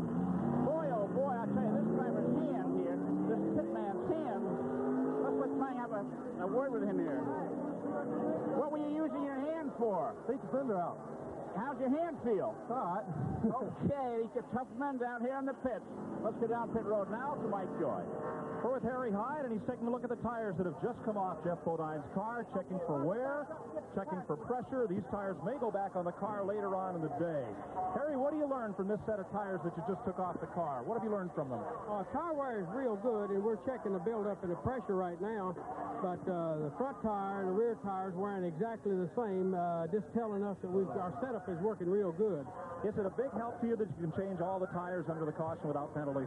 Oh, on this racetrack, yeah. Nobody wants to gamble with a tire on this racetrack. More on tires from Chris Economaki. Okay, this is the tire they took off of Rusty Wallace's car. You can see the flat spot here where he spun and the rend in the tread over here. These tires are very thin. The thinner they are, the more they dissipate the heat. So as a consequence, the tires, when they spin, wear very through. So they have to change the tire as soon as something like this happened. And that pit crew did a great job. So it's now down pit road back to Mike Joy. And it's left side tires for Harry Gant on the Bandit. Apparently the computer may have told them something about the set they just put on that car. And they put new left sides on for Harry. He goes back out, and Travis Carter will have a look at the tires that just came off this car. Here we see Greg Sachs' car being body worked on. And here you are in Harry Gant's automobile. And there's a crack developing in the windshield of Gant's car. Let's see if we can talk to Harry Gant. Harry Gant, Ken Squire, do you read me? Hello, Harry. Hello, Harry Gant. Harry, come in. He can hear us, but apparently that signal's not coming back to us from Harry Gant's car right now. Hello? Hello, Harry? Harry Gant? Yes, I hear you loud and clear, Ken. Okay. What about that crack in the windshield? Do you know where it came from? No, it's just off of small pieces of gravel and things slide off the racetrack. You don't have to come in and change that windshield? No, it'll be okay. It's not going to break out, I don't think. Okay. You looked like you were going through a minefield out there up in turns 1 and 2, Harry. Yeah, there's a lot of debris out there when they blew the engine off, so hopefully got it cleared up okay. There was a lot of spinning and a lot of smoke. I thought that as much of a concern as those cars at the bottom of the racetrack were what might develop coming out of turn 2 in that melee. Yeah, I was too. I was concerned about the cars at the bottom. I didn't know who all to expect to be spinning around. And it's awful muddy down low, and on that grass, you can't tell where your car is going to go. Harry, this is Ned Jarrett. We saw on your computer there that one time when you were in the draft, you got up as high as 209 miles an hour on the straightaway. Did you realize you were running that fast? Come back. I said, did you realize you were running 209 on the straightaway? I guess he's having a little trouble hearing us here now. He may be in a state of shock. Yeah, right. Yeah. It might be. I believe I would be. 21 laps have been completed. Darrell Waltrip, the 6th-place finisher a year ago, is a lap down. Up in turn 1, they are still laying down some speedy dry chemical being put on the track in an effort to dry up. The oil dropped when Bobby Hillen's car erupted and created this small calamity. I think his engine must have blown an oil line or something, because he drove into the pits at quite a fair old lick, but it was smoking heavily. I think he's probably blown a line or blown a filter or something. But then somebody else laid smoke down at turns 1 and 2. So that Sterling Marlin, his car has been smoking. Car number 95 was having such a good run there. He was in front of Terry Labonte and some of the others. There's the car number 2 of Rusty Wallace, who was the last year's Rookie of the Year on the NASCAR circuit. Usually we only get 8 or 9 car rundowns here when they come up, because they come up so quickly and there's so much action, but they've supplied us with another overall rundown, and here's where we are. We'll come to that after we pause for this commercial message. We'll pause for these words and then be back with more of the story of the Talladega 500, where Trevor Boyce for the moment has the lead.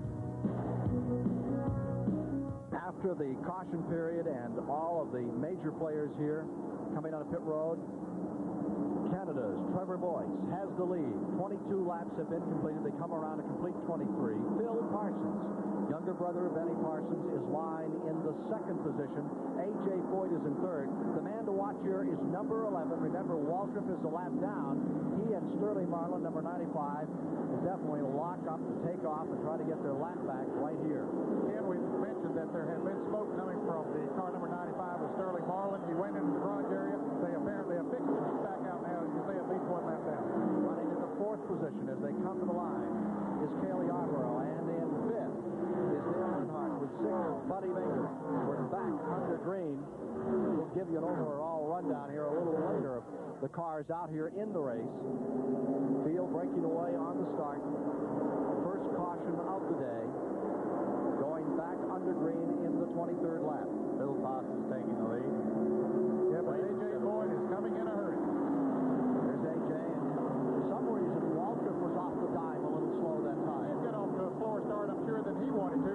was hoping to get in front of those cars.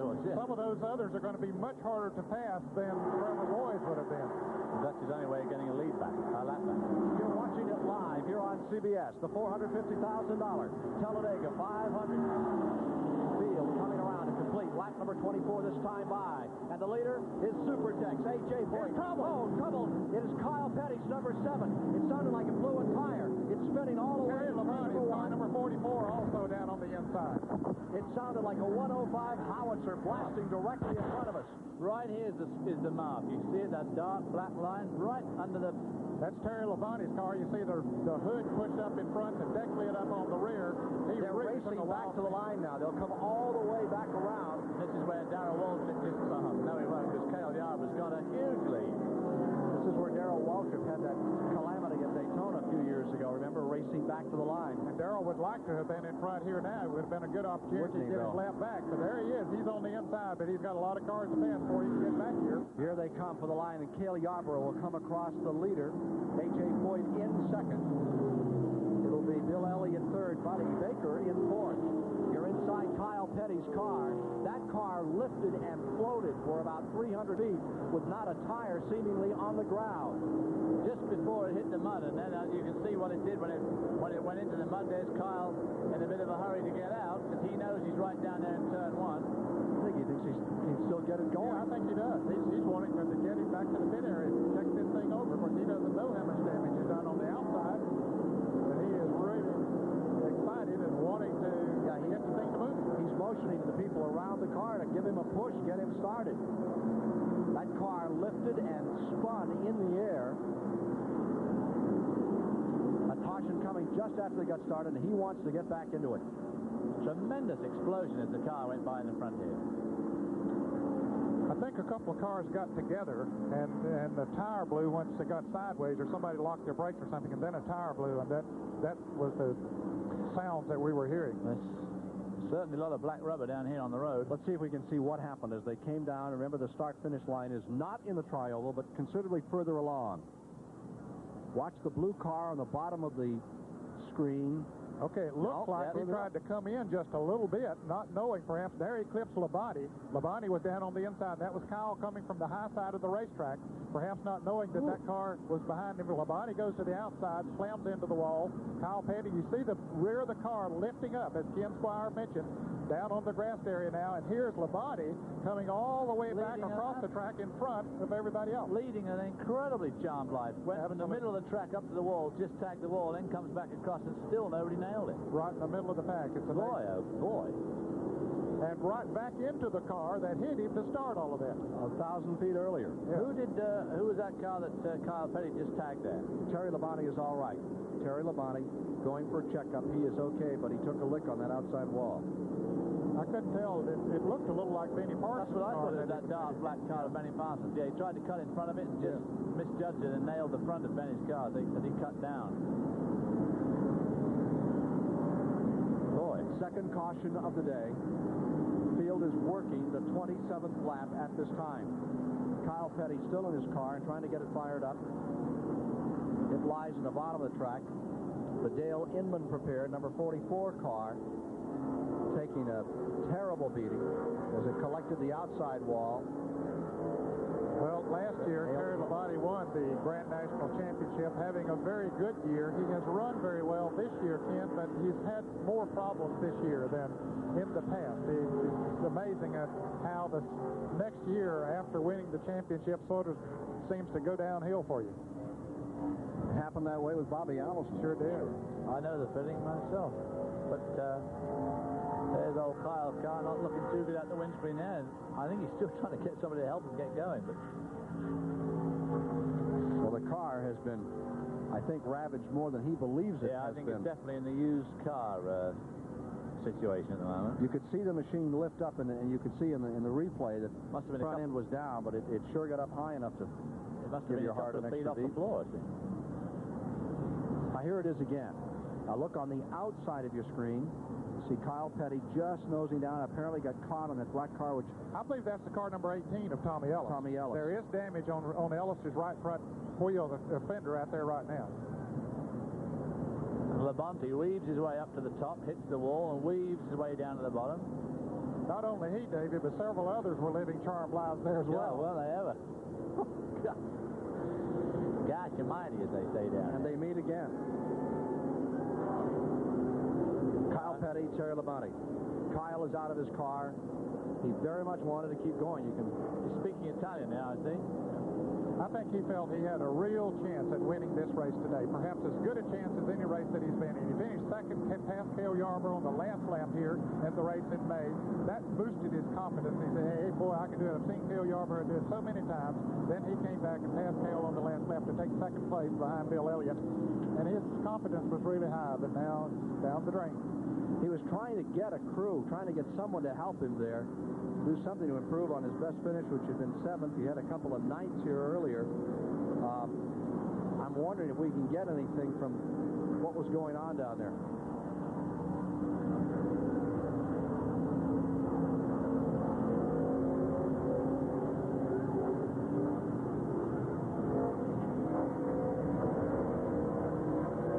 He really wanted to get back into this race, not to be. I think he'll find when the car's brought back to pits, there wouldn't have been any good getting out of the mud anyway. David, you can sit around in the cockpit and everything looks okay. Yeah. You can walk outside. Well, wheels are hanging off. Yeah. You know, Richard Petty laid down some advice for Kyle years ago, and this is the difference between the Pettys and so many other people. Kyle at one time said something Daddy always told me. He said, if you run head-on into the wall, your job is ended for the day. But there's somebody standing there with a pad and a pen whose job is just beginning, and you've got to let him finish his job before you can leave the racetrack. That's good advice, and Richard Petty has always done that. Yep. Yeah, as hard as, and it's going to be very, very hard for Kyle Petty to get himself back together and face the press now and talk about this. Clyde Bolton came across that in the Birmingham paper the other day. Good advice. Pretty much the story of the Pettys and why they have been so successful and so popular. Popular, definitely, and that's one of the reasons. Car number 44, Terry Labonte's car. Great sadness there. They worked hard and thought they had a chance, perhaps first in class in the GMC class, as they said, but really they always in the depths of their heart think they're going to be able to come home and do it on a race like this, and particularly where you can draft all day long. We'll return with more live flag-to-flag coverage of the Talladega 500 after this word from your local station.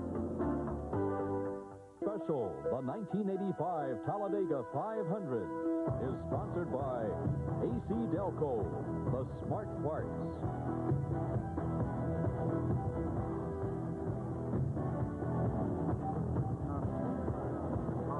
We're back with you once again at the Alabama International Motor Speedway, Talladega, Alabama. 29 laps have been completed. The second caution of the day came in dramatic form with a crash that eliminated Terry Labonte and Kyle Petty. There you see the standings. Cale Yarborough up in front. A.J. Foyt maintaining the second position for the moment. Bill Elliott relegated to third spot. There's Kyle Petty's car back to the garage area on the hook. And Ken, we see the windshield, of course, was cracked and bursted in that accident. We have a report that there's some windshield damage on the car number 43 of Richard Petty and the car number 15 of Ricky Rudd. Coming up later today, the Greater Hartford Open finals this afternoon here on CBS. Let's take a look at that leaderboard right now. Raymond Floyd right up in there with Grady. You'll see it this afternoon. That's on CBS following our Talladega 500 coverage.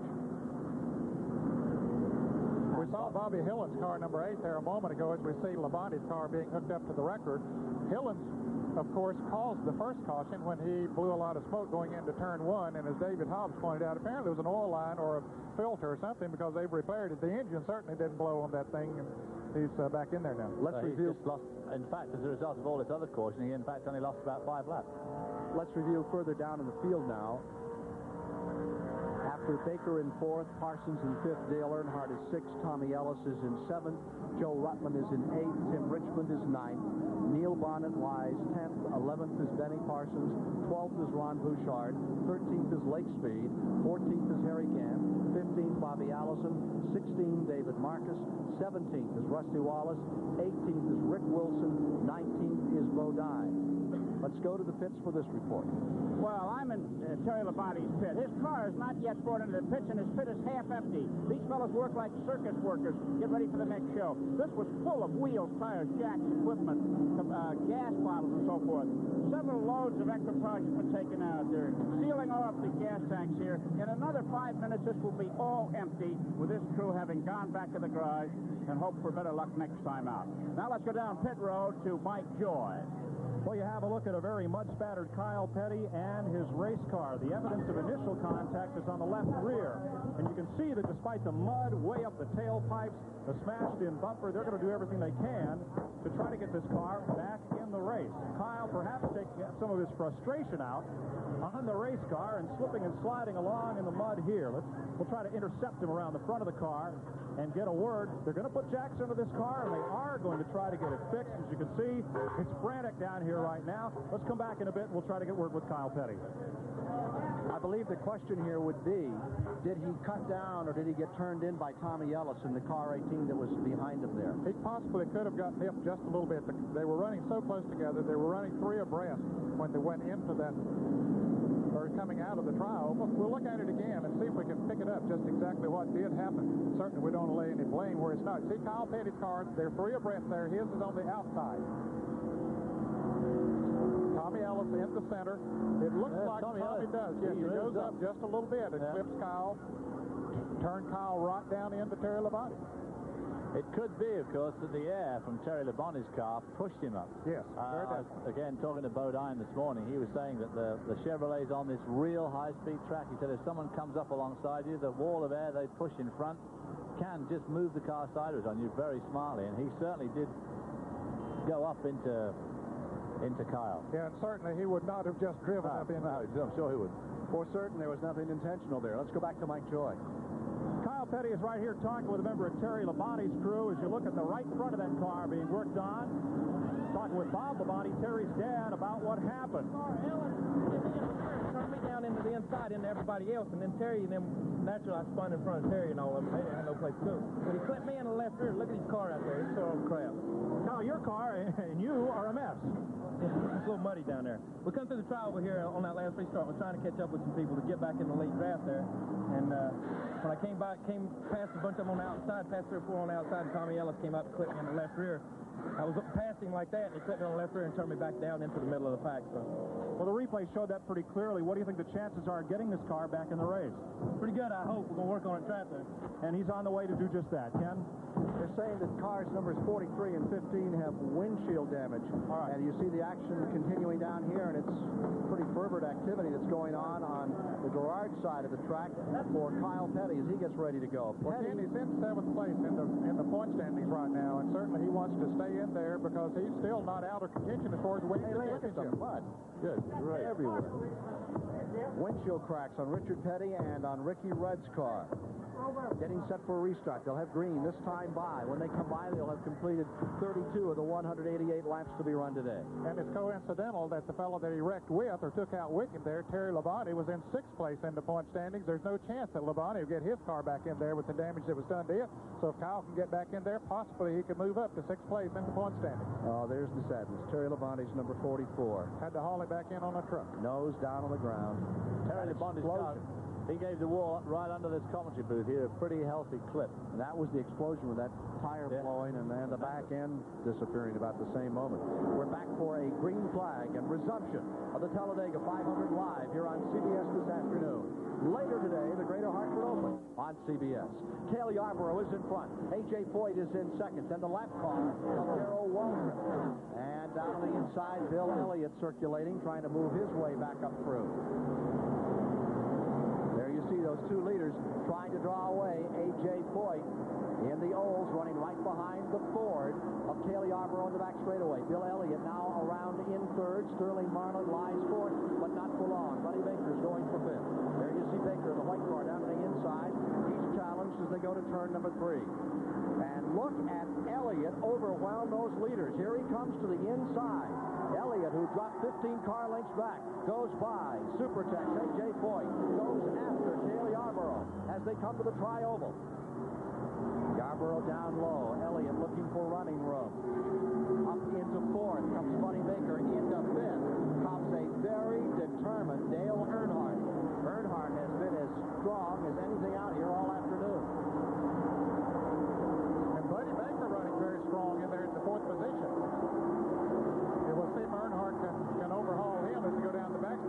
truck. He's going to just try to push him down into that third turn.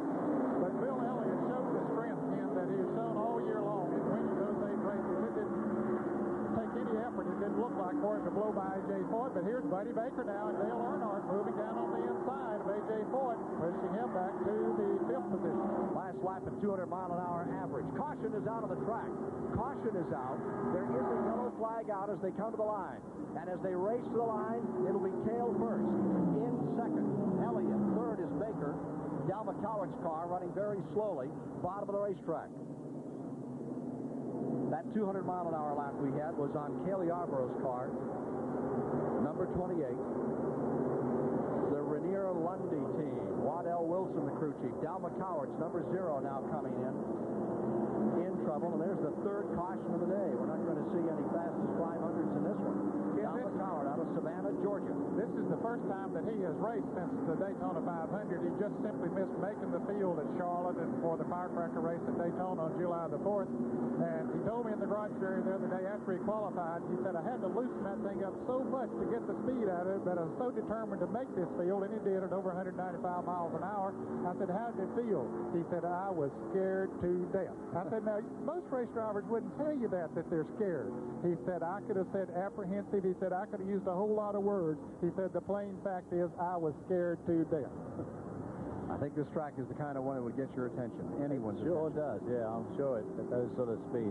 Look at those cars pouring into pit lane there.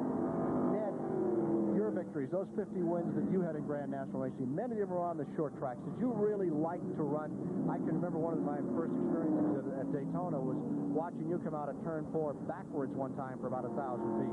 Let's go to Chris Economy. Ricky Rudd is in the pits, and you can see the black windshield. That didn't take long. It was a splash of water. The hole in the lower right front corner of the windshield has been patched up with tape. Crew Chief Bud Moore says it's not going to be a problem, and that was a lightning-fast pit stop. Up down pit road now to Mike Joy. Chris, I'm back in the garage area in the Billy Hagan Walterwood Racing Team truck with Terry Labonte. First off, you're okay? Yeah, I'm fine. But the race car is not. What seemed to happen up there? Well, I really don't know. I was going down through the driveway, and I guess a couple of guys got together on the outside of me, and one of them came across and hit me in the quarter panel and just turned me into the wall. When that starts to happen, how much control do you have over the race car at 200 miles an hour? None. You just hang on from there on. You know, there's really nothing you can do. But on to another day and another racetrack. Yeah, I guess so. You know, a few weeks ago we said, I don't guess it'll get much worse than this, but it has. So. But it did today. Up above us in this truck is a spare race car. They can't trot it out for this race, but they bring it along next time or on to the next racetrack. Terry Labonte's car owner is Billy Hagan. What happens when you get a case of accelerated depreciation like that one? It's got to be tough on a race team. Well, you just go look at it and then turn around and walk off. Now, you've driven yourself on the high bank tracks like Daytona and Camel GT competition, but a shot like that is something, are you glad that there's somebody else there to take it, or is it just a tough thing to look at and have to go down the road? Well, it's just tough to take it. You know, it's one thing when there's an accident and there's something that you've done that might have brought the accident home, but to be involved in what it takes the car out and absolutely no fault of yours, it makes it a little hard to take sometimes. Well, the best news is that Terry is okay, but what did that little altercation cost you up there? Well, it could even wind up costing the championship because we're going to lose a lot more places. So if we lose the championship this year by 40 points, 50 points, we can say that we lost it at Talladega.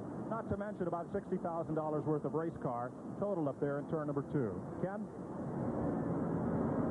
A bad day for the Billy Hagan team and Terry Labonte, the defending Grand National Champion.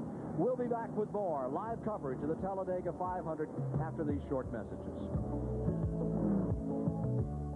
For those who fall by the wayside today, there's always the next one, and the next one will be Sunday, August 11th on the NASCAR Grand National Tour on the 2-mile track at Brooklyn, Michigan 400. Then it's on to Bristol, Tennessee. And on that very steeply banked track, they have some great Grand National races. And, of course, September 1st is one of the most famous stock car races on the entire circuit. The Southern 500 at Darlington, South Carolina. The entire season comes to conclusion November 17th out in California, the Winston Western 500 in Riverside. And September the 1st will mean a tremendous amount, of course, to Bill Elliott, because that's his last chance to win that incredible $1 million bonus for winning the winning 3 of 4. Winning 3 of 4, and he's already won 2 of them. Let's take a look at the attrition thus far in the race. You see Rutman, Davey Allison up into second. Wow, is he having a good run in his first Grand National event.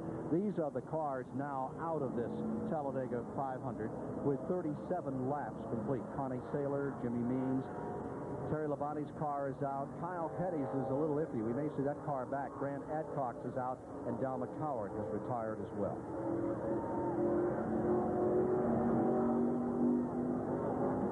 Third, you're getting set on a restart. Pace car is coming in. When they come by this time, there will be 38 laps complete. We've had 4 cautions today. 4 caution periods thus far in the race. As they break for the line, Joe Rutman, who hasn't had much luck here at all except bad, his best finish 11th, is out in front. And Davey Allison in that black, white, and red car, Richard Petty right behind him, is running in second. There's Davey trying to move through. Davey Allison behind the lap car, coming down off the corner. That's Bobby Hillen, and it was just an oil line on car number 8. He dumped all that oil. He didn't lose the motor. He's back out there. Here's Richard Petty trying to move on the inside of young Davey Allison to take over the number 2 position. Davey Allison has been doing a lot of racing for the Automobile Racing Club of America, ARCA. Their race yesterday was dropped because of rain, as was round 3 of the International Racing Champions. There will be no round 3. The final round on August the 10th at the Michigan Speedway will conclude it this year. CBS will be there for that event. An exciting development at the moment, which obviously we can't all see, is the fact that Cale Yarborough is running in about 27th spot at the moment on this restart. And I expect to see some fireworks from him as he pulls up through the field. Just past Tommy Ellison, moved up through. Still, Joe Rutman out in front. Several years ago at Daytona, put on a marvelous race. Great race driver. Now here's Bo Dine, closing in on Harry Gant. Jeff Bodine giving it a shot this afternoon. Here he is up on the inside of Gant. Makes it look so easy on Ricky Rudd. It does, doesn't it? It all looks so slow and in control. That little light bouncing there in the car. I mean, it's absolutely murderous in there. Last lap at 197 miles per hour. Leaders coming by. And moving his way up to challenge for the lead comes Earnhardt. Rutman is in first. Earnhardt is in second. They scoot down to the back straightaway. Earnhardt's been running incredibly strongly all afternoon. Here's Bodine moving by Gant's camera and around Bobby Hillen, trying to close up on Petty now. You've got some heavy traffic there, Gant, to contend with. 40 laps are complete. 40 down.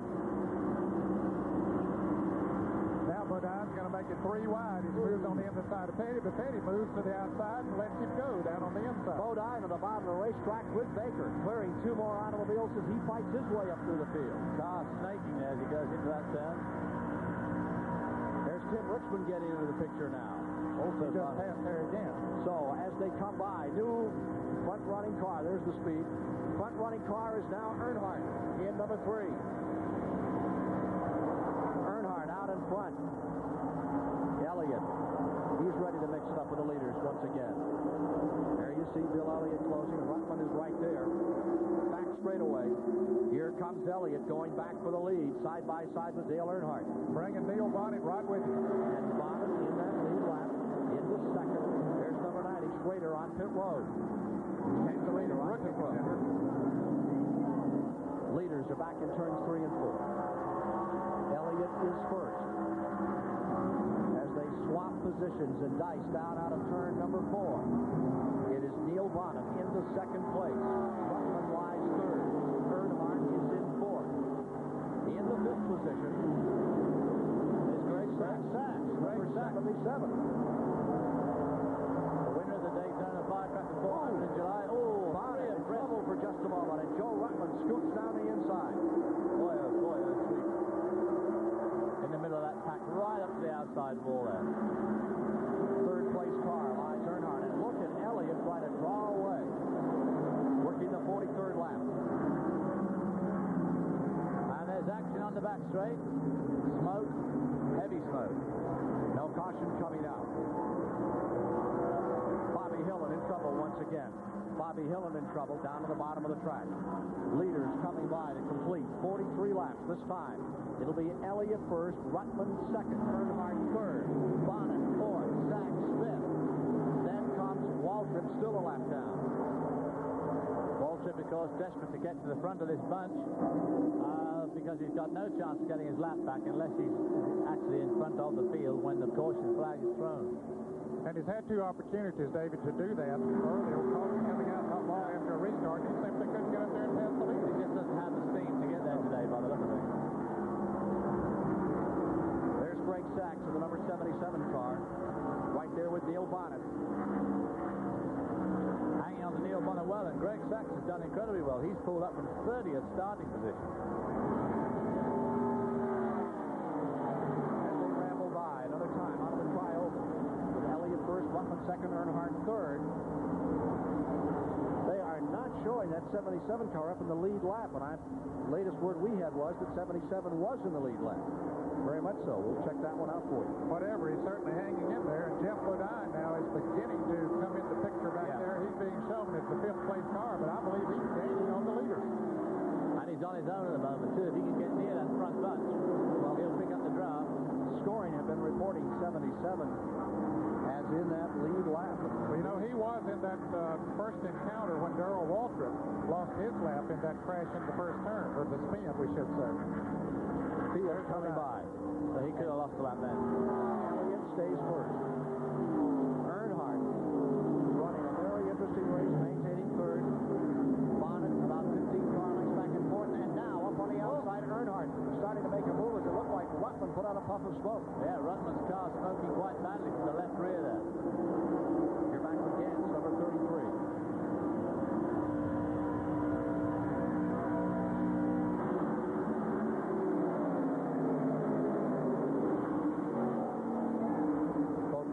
Is right here on the lead as Ruttman doing a surprising job with car number 4 this afternoon. Stays right in the midst of it. It goes after as we complete 46 laps. Joe Ruttman, the T.G. Shepard Folgers car, crew chief Tony Glover, the Larry McClure on machine, stays right up here in the hunt. There's your front three. I wonder if that smoke we saw was when he slipped a little bit. Maybe it was tire smoke. Must have been, because it didn't show any sign of it that lap at all. Let's go to Mike Joy. Richard Petty's Pontiac took the restart in 5th place. He's now dropped to 17th, tail into the lead draft. Mike Beam, what's wrong? When they had that first caution there, undoubtedly, whenever somebody hit him in the left rear wheel, we come in, we beat the sheet metal out, we went back out after we changed tires, and he says vibration somewhere. I don't know if he bent the housing or something, maybe shock something. It's not driving good right now, and we're trying to hold on because maybe the draft went okay, but he can't hold on. If the rear end housing is bent, is there anything you can do with that if it's bent? No, we just got to hold on, We experienced stuff like this all year, it ain't nothing we can do, it's just one of those years, and, this was a short track car after we tore up our good car at Daytona Beach, and the crew worked, like cats and dogs to get here, and the car was not as good as a speedway car, so we're just lucky we're here anyway. Richard, 25 years to win a record 200 Grand National races, and he spent over a year trying to win 201. Let's go up to the lighter side of pit road and Chris Economaki. Well, here's a familiar name, all right, but not a familiar face. Are you really A.J. Foyt? We're doing our hardest today, just trying to stay up the scale, and we're doing her so far there, Chris. As you go. Here in A.J. Foyt's pit, Mike Nish, an aspiring young driver from Utah, spends his spare moments as a ventriloquist, and he has made this dummy, I guess is the right word, out of wood. Brought him to the pit, suited him up like A.J. Foyt. That was creating a lot of attention. What gave you the idea, Mike? I used to do it a few years ago, and this seemed like the opportune time to do it. And we're having a good time with it. Tell me something. How does the real A.J. react? I love it, boys. I do love it. Okay. A little lighthearted frivolity in pit. Back to you, Ken. Thank you, Chris. 48 laps complete. Bill Elliott first, Joe Ruttman second, Dale Earnhardt maintaining that third position. Neil Bonnet is fourth, Greg Sachs running fifth. Bodine is sixth, Parsons seventh, Tim Richmond eighth. More in a moment. From Dawsonville is just that, but so is Dale Earnhardt. He has moved back into second place, although he's had trouble trouble finishing races of recent. He's running right up here with the leader now, Jared. We've got trouble, 00. That's the Barkdahl car. Phil Barkdahl spinning in the back straightaway, lying there, trying to get down to the bottom of the racetrack as they come hurtling by him at over 200 miles an hour. Caution is out around the track. Phil Barkdahl's number 20. Number 00, looping the Helen Ray Special Chevrolet and lies on the bottom of the racetrack. So the cautions continue today. This will be number 5. Fifth caution of the day. Phil Barkdahl tries to get it fired up and back underway after looping out of turn number 2. Back to the flag. Here's Dale Earnhardt moving ahead of Bill Elliott to take the lead. As they come under caution, it will be Earnhardt's to lead. Elliott in second, Rutland for third. Everybody else pretty well out of the throttle here. There did a little smoke continue to come from the car number 4, Joe Rutman. Ken, this will give him an opportunity to come in during this caution period and get that checked out. The NASCAR officials were looking that car over, and perhaps we're going to bring him in under the green. So now he'll get to do it under caution. David, the car that's been really flying has been Cale Yarborough, back up to 9th spot. He was back there in 30th for a while, and he's really cutting through the traffic. He just pulled his way through the field. He started to get a bit unglued when he came to people like Buddy Baker. Couldn't get by them quite so quick, but he did make very spectacular progress through the field. Bill Elliott is trying to win his 9th Grand National race of the year in 17 starts, and so far has been right up there with the leaders all day, but on this particular time coming to caution, it was the story of Dale Earnhardt running to the flag. There's Phil Barkdahl, who's 00, lies in the back straightaway and has brought out the 5th caution of the day. Barkdahl out of Phoenix, Arizona. Emery Donaldson of Floridian is his crew chief. Busy place on pit road. Here's Mike Joy. Joe Rutman is in, and this caution flag was a real break for Rutman's crew. Tony Glover's changing the right front tire, and that is the source of the smoke. They weren't sure if it was oil smoke or a tire rub, and now under caution they've got a good chance to find out. They're pulling away the fender, and they'll get Rutman back out. Now to Chris Economaki. All right, Cale Yarborough has had the outside wheels changed. The inside wheels are just going on now, and more time was spent cleaning the windshield, actually, than changing the front tires. So way to go. He really is hungry for his first win, Cale Yarborough. It's the first year he's not scored a victory in many a moons, and he wants to win one before this season is out. Back to you, Ken. A.J. Foyt pulling out. Barkdahl car. And it's brought out the 5th caution of the day. Still resting the back straightaway. And the activity is all here on pit road. Boy, there is some activity down there. Feeding time for the Elephants. Live here on CBS this afternoon, the 17th running of the Talladega 500. As these 3,700-pound beasts get a little refreshed and get ready for more of the exciting action, which always is this great racing classic. Talladega 500 from the pole. Dave Marcus, originally from Wisconsin, now is leading once again. Car number 71, his own creation, stays up in front. There you see number 21. That's the Pearson colors going behind the wall. Car number 21 with his new Ford gave it a good shot, and it rolls back through a puddle. And he's following Benny Parsons' car being pushed back there, too. Is that right? Attrition continuing to develop with 55 laps complete. The leaderboard looks as Marcus first, Vaughn in second, Jeff Bodine in third, Dale Earnhardt is in fourth, Bill Elliott lying 5th in the field, Cale Yarborough then 6th, in 7th is Greg Sachs, 8th is Phil Parsons, 9th is Blake Speed, 10th is Tim Richmond, and 11th is Buddy Baker, 12th is Gant, 13th A.J. Foyt, running 14th now, Davey Allison, and 15th, Richard Petty. There's Ricky Rudd on pit road in car number 15. Here's Mike Joy. Well, Joe Rutman was in the front 5 at the time of the caution. They pulled out the right front fender, but that didn't get rid of all the smoke coming out from car number 4. There is an oil leak, and crew chief Tony Glover is under the car trying to find the source of it as the rest of the crew adds more oil to the reservoir. Down pit road to Chris. Well, I'm standing here alongside of Ricky Rudd, who is, can I say you're patiently waiting, Ricky? Well, I don't really have too much choice at this time right now. What's it like when you're waiting for a drive shaft? Because you're just sitting here wondering, and every time you hear the cars go by, you know you're another lap down. Well, right now we know the race is gone. The only thing we can do now is go out. We've been running real good in the national standings and the point standings. So at this point, all we can do is go back out and just try to finish the race. How'd the windshield get broken? During that wreck, when Kyle Petty and Labonte all in spun, hit the walls and parts came through the windshield, we had to patch it up. Okay, Ricky Rudd, calm and a bit impatient, waiting for that drive shaft to be replaced on car 15. Back to you, Ken. Ricky Rudd ducking shrapnel out there. And there you see number 22 being brought in. That car was black flag, given a consultation flag for passing the pace car. And it's now on pit road, and there'll be an additional penalty, I'm sure, after this tire change is made. The word that we get is that he'll be held up a lap that he apparently had gained when he passed the caution car, and they say they're going to penalize him. Of course, that one guy's wanting to push, but the NASCAR official standing right in front of him to hold him up until the designated time for him to go. Ken, Chris was talking to Ricky Rudd there about the drive shaft. That is somewhat of a common thing on a track like this where they run such a high gear in the rear end. It's awful easy when they drop that car down. The driver will have the engine revved up, you let the clutch out, and something's got to give. When it hits the ground, drive shaft is a common thing. Breaking an axle is another common thing that can happen on a track of this sort. The Allison crew not particularly enthusiastic about that decision. Got a little flat there on the right front of the Phil Barkdahl car. Yeah, and the right rear. Yeah. When he spun, it just simply wore through, as we saw earlier on the car that it spun. It really goes those tires down. Here's Mike Joy. Well, the Silver Fox, David Pearson, has been to victory lane in NASCAR racing more times than anyone, save Richard Petty, but today won't be one of those days. You brought a Ford here. You brought a Chevrolet all season and for the past couple of seasons. How'd the car work for you until it went out?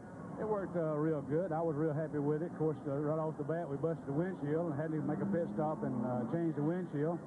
Then we went back out, we adjusted the chassis a little bit, and I was real happy the way it was handling. And, of course, when we made the last pit stop, I went out and started putting it in the third gear, then the transmission was galled up on it. Now, you've driven Haas Ellington Chevrolet all season. Where did you come up with a Ford on 2 days' notice to bring to Talladega? Well, that was a little bit longer than 2 days now. It must have been a couple of weeks. You had to be here 2 days after Pocono. The car was, well, I already had the Ford and everything while I was at Pocono, so we had about 2 weeks to work on the car. You've driven a Chevrolet here, you've driven a Ford here. Any question which is the better race car? Well, sitting on the inside, you can't really tell that much difference in them, to tell you the truth. But I felt like we had this and where it was handled a little bit better than Chevrolet. And sitting in the garage doesn't make much difference at all. Ken? 105 wins, 73 of them in Fords. There you see Allison still being held down here on pit road. The word is, Ken, when the cars go by one more time, then he'll be permitted to go. We'll return with more live flag-to-flag coverage of the Talladega 500 after this word from your local station. On the track as we approach another restart here in the Talladega 500 with Neil Bonnet leading here this afternoon. Now 58 laps complete. Kyle exiting pit road, coming up into the first turn area of the track. Dave Marcus is running 1 lap down. It had been reported earlier that he was the leader. That is incorrect, and it is number 12. Number 12, Bonnet in front. Bodine second, Earnhardt third, Elliott fourth, Yarborough fifth, Greg Sachs sixth, Parsons seventh, Speed eighth, Richmond ninth, Buddy Baker in 10th as we get set on a restart. Pace car is coming in. Set to race, Kyle Petty getting back into the action now. Marcus drops in behind the leader as he wants to try and make up a lap, and Neil Bonnet, who has said all week that we have been closing on Bill Elliott, now is in front of him. Bonnet, 1980 winner, the Talladega 500, goes for the lead, and down to the bottom of the racetrack you see Jeff Bodine in the yellow and white car, and here comes Earnhardt moving in. Earnhardt really made some ground to that turn there. He had to put his brakes on, I believe, when he ran up on Bodine. He had so much speed. Meanwhile, Elliott exploding down to the bottom of the racetrack. Elliott thrusting that Ford right back into the lead another time by Bonnet. He took out 4 of them like saying good night. Well, of course, he had the ideal draft because he had Cal Yarborough and that other Ford right behind him, helping him along. He had all the other ingredients, too, besides the draft. Some power under the hood. He used old Cal Yarborough to help him get up there. Now look at Cal Yarborough back in 6th spot, 5th spot. Elliott first, Bonnet second, Bodine third. Earnhardt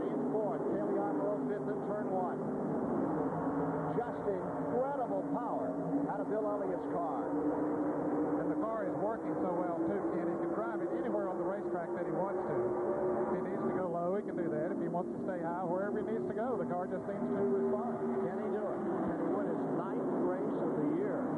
Unbelievable. Today, the man that might change it all is right there, Bodine at number 5. And just as important, number 3, Earnhardt. Look at Earnhardt coming up through on the bottom side. Richard Childress, number 3, looks good, David. Earnhardt helped Jeff Bodine take that spot and then immediately took it right back off him. Cale Yarber still struggling to get around there. Neil Bonnet hanging on the number 12 car there. Cale Yarber decides to drop to the back of the group. No good staying out alongside too long, otherwise you just drop even further back. Line 6 is Greg Sachs. Sachs is running with the front of the field. Front draft includes car number 77. Last lap at 47.4, 202 mile an hour average. You're watching it live here, the Talladega 500 17th annual, $450,000 at stake. And Bill Elliott tries to draw away just a tickle from car number 3 running that second spot. Further back. In that second group is the guy we just saw sitting very patiently in the pits, Ricky Rudd, pulled out just before the yellow and the green flag dropped. He's in that second big group, but a few laps down, many laps down. Elliott, the leader, coming by to complete 62 this time.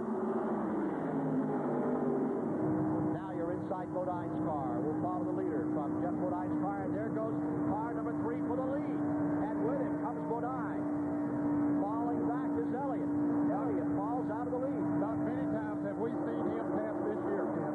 2 Chevrolets lock up together in a draft and beat Bodine. Here comes, or rather beat Elliott, and now Elliott comes back another time. Elliott on the bottom, running wheel to wheel with those Chevys. You guess he's playing with them a little bit? Maybe. At 202 miles an hour? Look at Bodine work that steering wheel. Jeff Bodine starting to pull back past him because he's got the draft of Dale Earnhardt in front of him.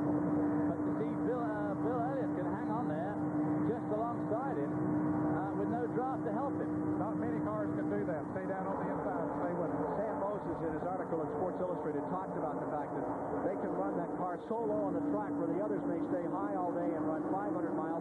He'll run the same distance and run 490. Certainly, that's a short way around. But it seems here they are, 3 wide, on parade, 200 miles an hour plus. Bodine down to the bottom. They pinch him a little there, and he steps out of it. They're sort of working against him, aren't they? You bet they are. Earnhardt for the moment in front. Bodine to the bottom for second. Elliott back to third. Boy, you talk like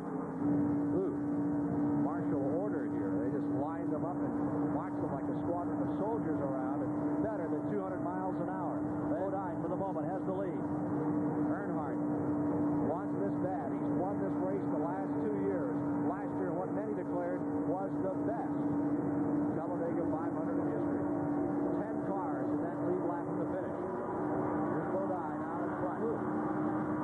Dale Earnhardt right up on Jeff Bodine's back bumper. They go down that back stretch. It's probably 209, 210 miles an hour.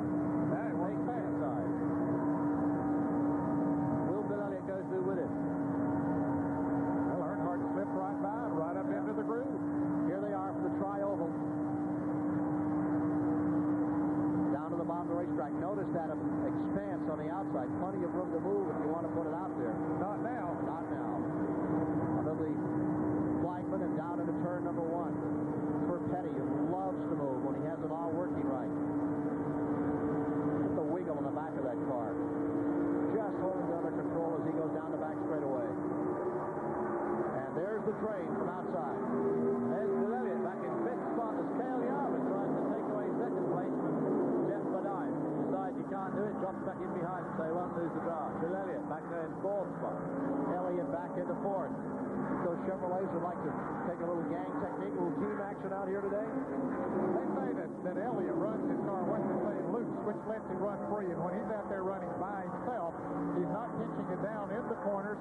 But when he gets in traffic, that, it makes it a little bit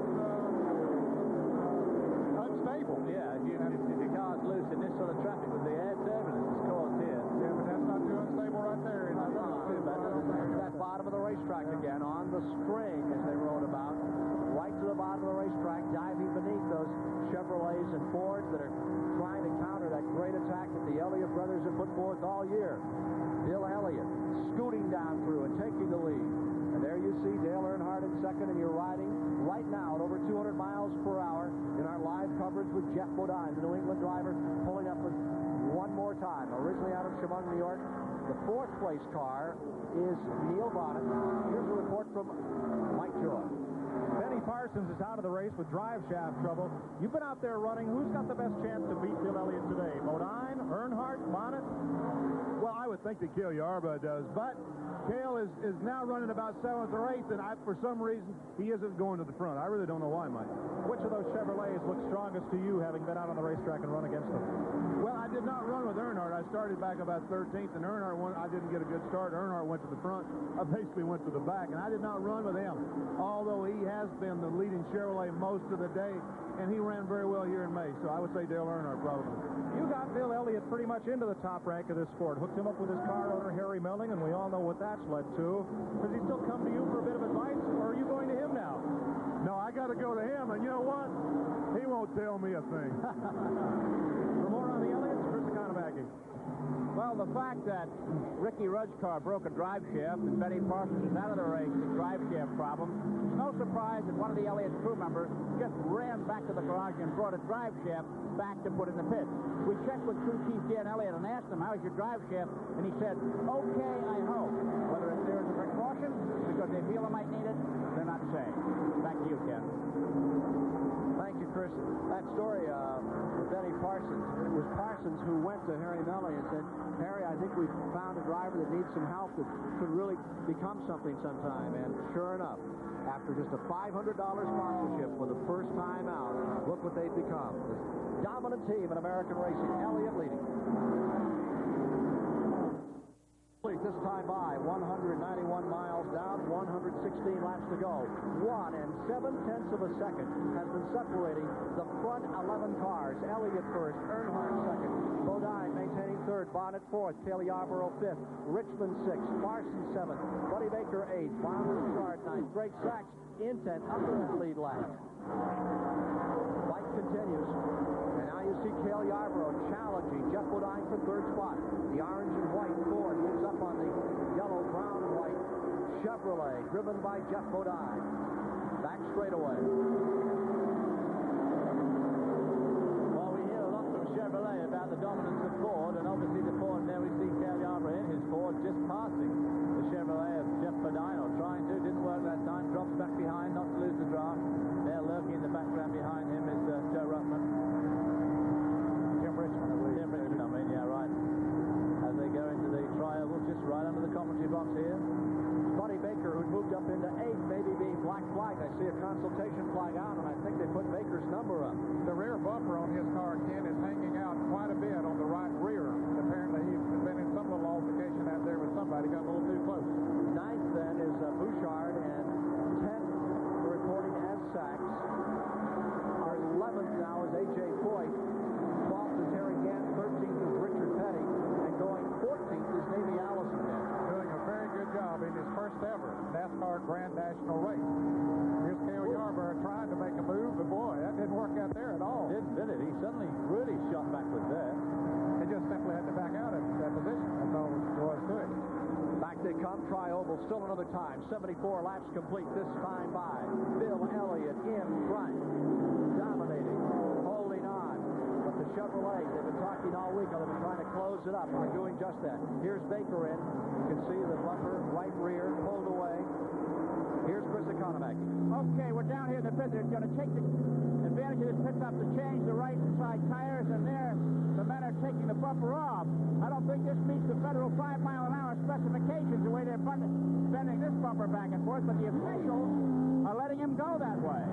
And apparently the official looked at it and said it's not an unsafe condition, so they're letting him go back on the track. Back to you, Ken. It's probably tagged on pretty solidly. So probably so, but he's going to lose a lap, Ken. The leaders are coming down. As Buddy Baker goes out of the pit, the leaders are coming down on him. They have their speed up. They'll about catch him in turn 1. There's Elliott first. That white car down to the bottom of the track. That is Baker. There you see Cale Yarborough now in third. Cale finally was able to find a way to squirm by Jeff Bodine. There's Sachs, who's been running up the front 10 this afternoon. Greg Sachs locks up the brakes and throws it. Chevrolet number number 77. This is an unscheduled pit stop for him. At one time, we were told that he was a lap down, but he was not. There was one crew member reaching inside, making a chassis adjustment while they finished changing those tires. He gets that service, but he, too, will have to fight to keep himself from going a lap down. Apparently, he will go a lap down as well. Yeah, he sure will, because they just come in to overtake him now. Tim Richmond has climbed into fourth. Here's 77 coming up. Richmond, we have not heard that much of him today, Ken. He's beginning to flex his muscles a little bit. He came down here last week and did some testing. In fact, they tested the Chevrolet that Bobby Allison is running here today against the Pontiac that Richmond is driving. They chose the Pontiac, which they've been running all year long, but we're very pleased with the way the car ran. They qualified good, and now he's right up there in the sixth of Apple. Sure is. And right behind him comes Phil Parsons, having a very good day. Phil Parsons, number 66, is riding up there with the front crew. Certainly having a better day than one of his previous days here at this racetrack when he had a horrific accident here at this speedway. Here is Earnhardt closing on Elliott. He pulls all the way up on him. Earnhardt closing right in tight. As they come to the tri-oval, he's going to make a shot on the outside. Enthusiastic crowd. Tremendous for the amount of rain we've had. We ought to might some way diminish the folks coming today, but not the case. It is packed. Grandstand looks like it's totally sold out all the way around this Alabama Speedway, the main straightaway. Let's go to Mike Joy. Well, here's the reason for Greg Sachs' unscheduled pit stop. You see how little rubber there is on these tires to start with, and there's none left over the most of the tread of this tire. The tire is flat, but the safety inner liner inside is still holding air, and the tire's right down to the cord. This is Wayne Torres from Goodyear Tire and Rubber Company. Wayne, what happens for a tire to go like this? Well, apparently he's run over something. As you can see here, he's cut a pretty good chunk out of the center of the tread, Mike. But the inner liner allows the driver to get back around the pit road safely. Right, the inner liner is still up. It's still functioning properly. What's another one of the tremendous safety innovations to keep these guys on four wheels, and Sachs has new tires, and he's back on the racetrack. The five-car draft up in front now has Earnhardt in the lead. Saw Dale Earnhardt scoot by. Car number 9, Bill Elliott in second. Tim Richmond is vying for third with Cale Yarborough in the back straightaway. Here's Chris with Ernie Elliott. Ernie, I see you're having a conversation here with your colleagues. Is Bill running a set pace, or is he running to stay in the lead, and is everything going all right? We're just running right now. We're trying to lead as many laps as we can because of the bonus points. I see. And I noticed you ran for a drive shaft a while ago. Is that any indication of possible trouble? No, we just saw a lot of people on pit road having drive shaft problems.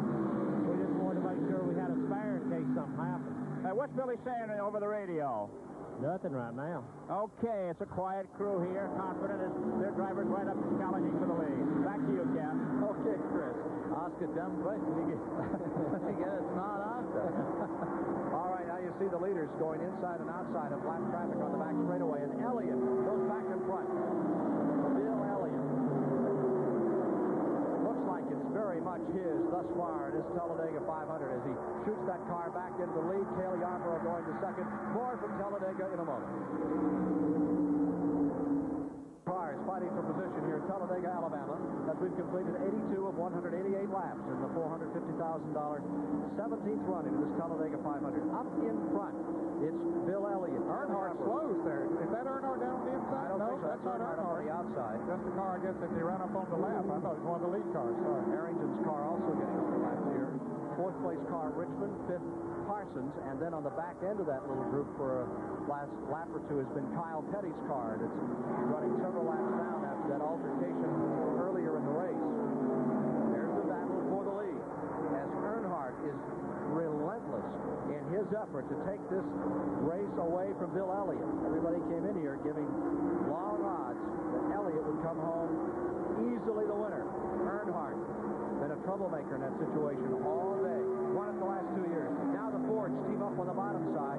Let's see if Cale can go in as deep and as fast on the inside. They both have to let up a little as car number 3 and number 27. That is number 3, Earnhardt. Number 27, Richmond, are right there knocking on the door. And Phil Parsons, having his very best day of the year, stays right with them. Just right behind them is car number 7. That's Kyle Petty, but he is, of course, as we know, a number of laps down. Live at over 200 miles an hour, back across the line they come another time. Earnhardt on the outside. outside. Look at that low line on car number 9, Ned. Elliott right there on the bottom. And it doesn't move a bit, Ken. He's able to stay right down there where he wants it. Now here's the other battle. This is going back to the 6th position, and Bodine has fallen back into the second group. Sachs is in there. There we see Bodine dropping back on the outside there even more. He's dropping back to the back of that group. He must have got a problem of some sort. Because he was going so strongly early on. Ricky right back there in 10th. There's Ron Bouchard leading that second pack, and they appear to be gaining on the front-running pack. Just a little bit, aren't they? Yeah. That's right. I think the front pack are doing too much side by side, and the second group are stringing it out a little bit more. Bill Parsons in the second spot there. There's Buddy Baker. He just made another pit stop, so he's gone another lap down. Phil Parsons now in the 3rd place.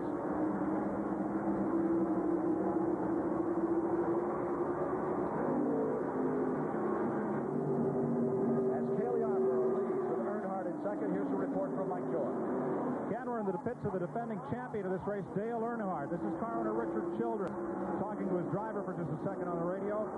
Earlier, Bill Elliott went by him with ease, and now he's up fighting along side by side. Might he have let Elliott go by? Well, when we were in front, we were running about a half a second slower. Whenever Bill gets in front, he runs about a half a second faster. So we decided we'd just sit back there and let the race pace go on. Is that characteristic of the two individual cars, or does the Ford break the wind better than the Chevrolet? Well, I think that Ford's got a little more engine than we got, plus the body design and aerodynamic of it helps it too. So I believe that's the reason they're running about a half second faster. Well, this, along with Bodine, one of the top GM teams here today, they're looking to repeat. There you see the battle for the lead, and now Richmond's taking a shot at the inside. Tim Richmond taking a shot in second place as Cale leads. They've had a lot of problems trying to finish races with that car number 28 this year, but it seems though they may have that rectified today. It seems that way, Ken. He and Waddell Wilson, the team manager and crew chief, engine builder, feels that they have been gaining on Bill Elliott every race.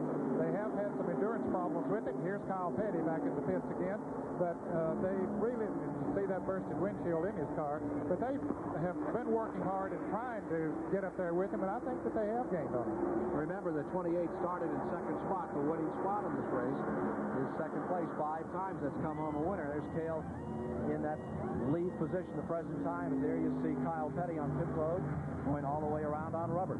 Well, that second group, as we predicted, has in fact caught up with the front group. So instead of having 2 packs of 6 and 7 cars, we've now got a 13-car lead draft.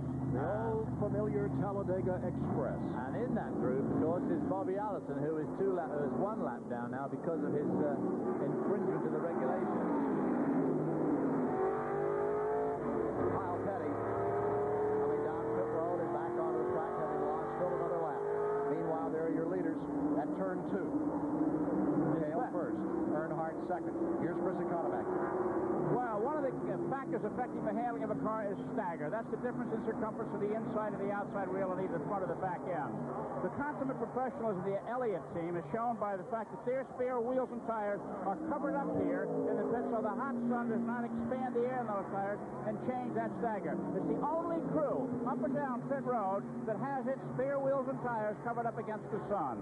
Back to you, Ken. You can be sure they won't be the only crew for the next race, right, Ned? Well, I tell you what, though, Bill Elliott has in fact dropped off that lead group, which is now broken to 4 and a 3 group. And he's going to get a pit road.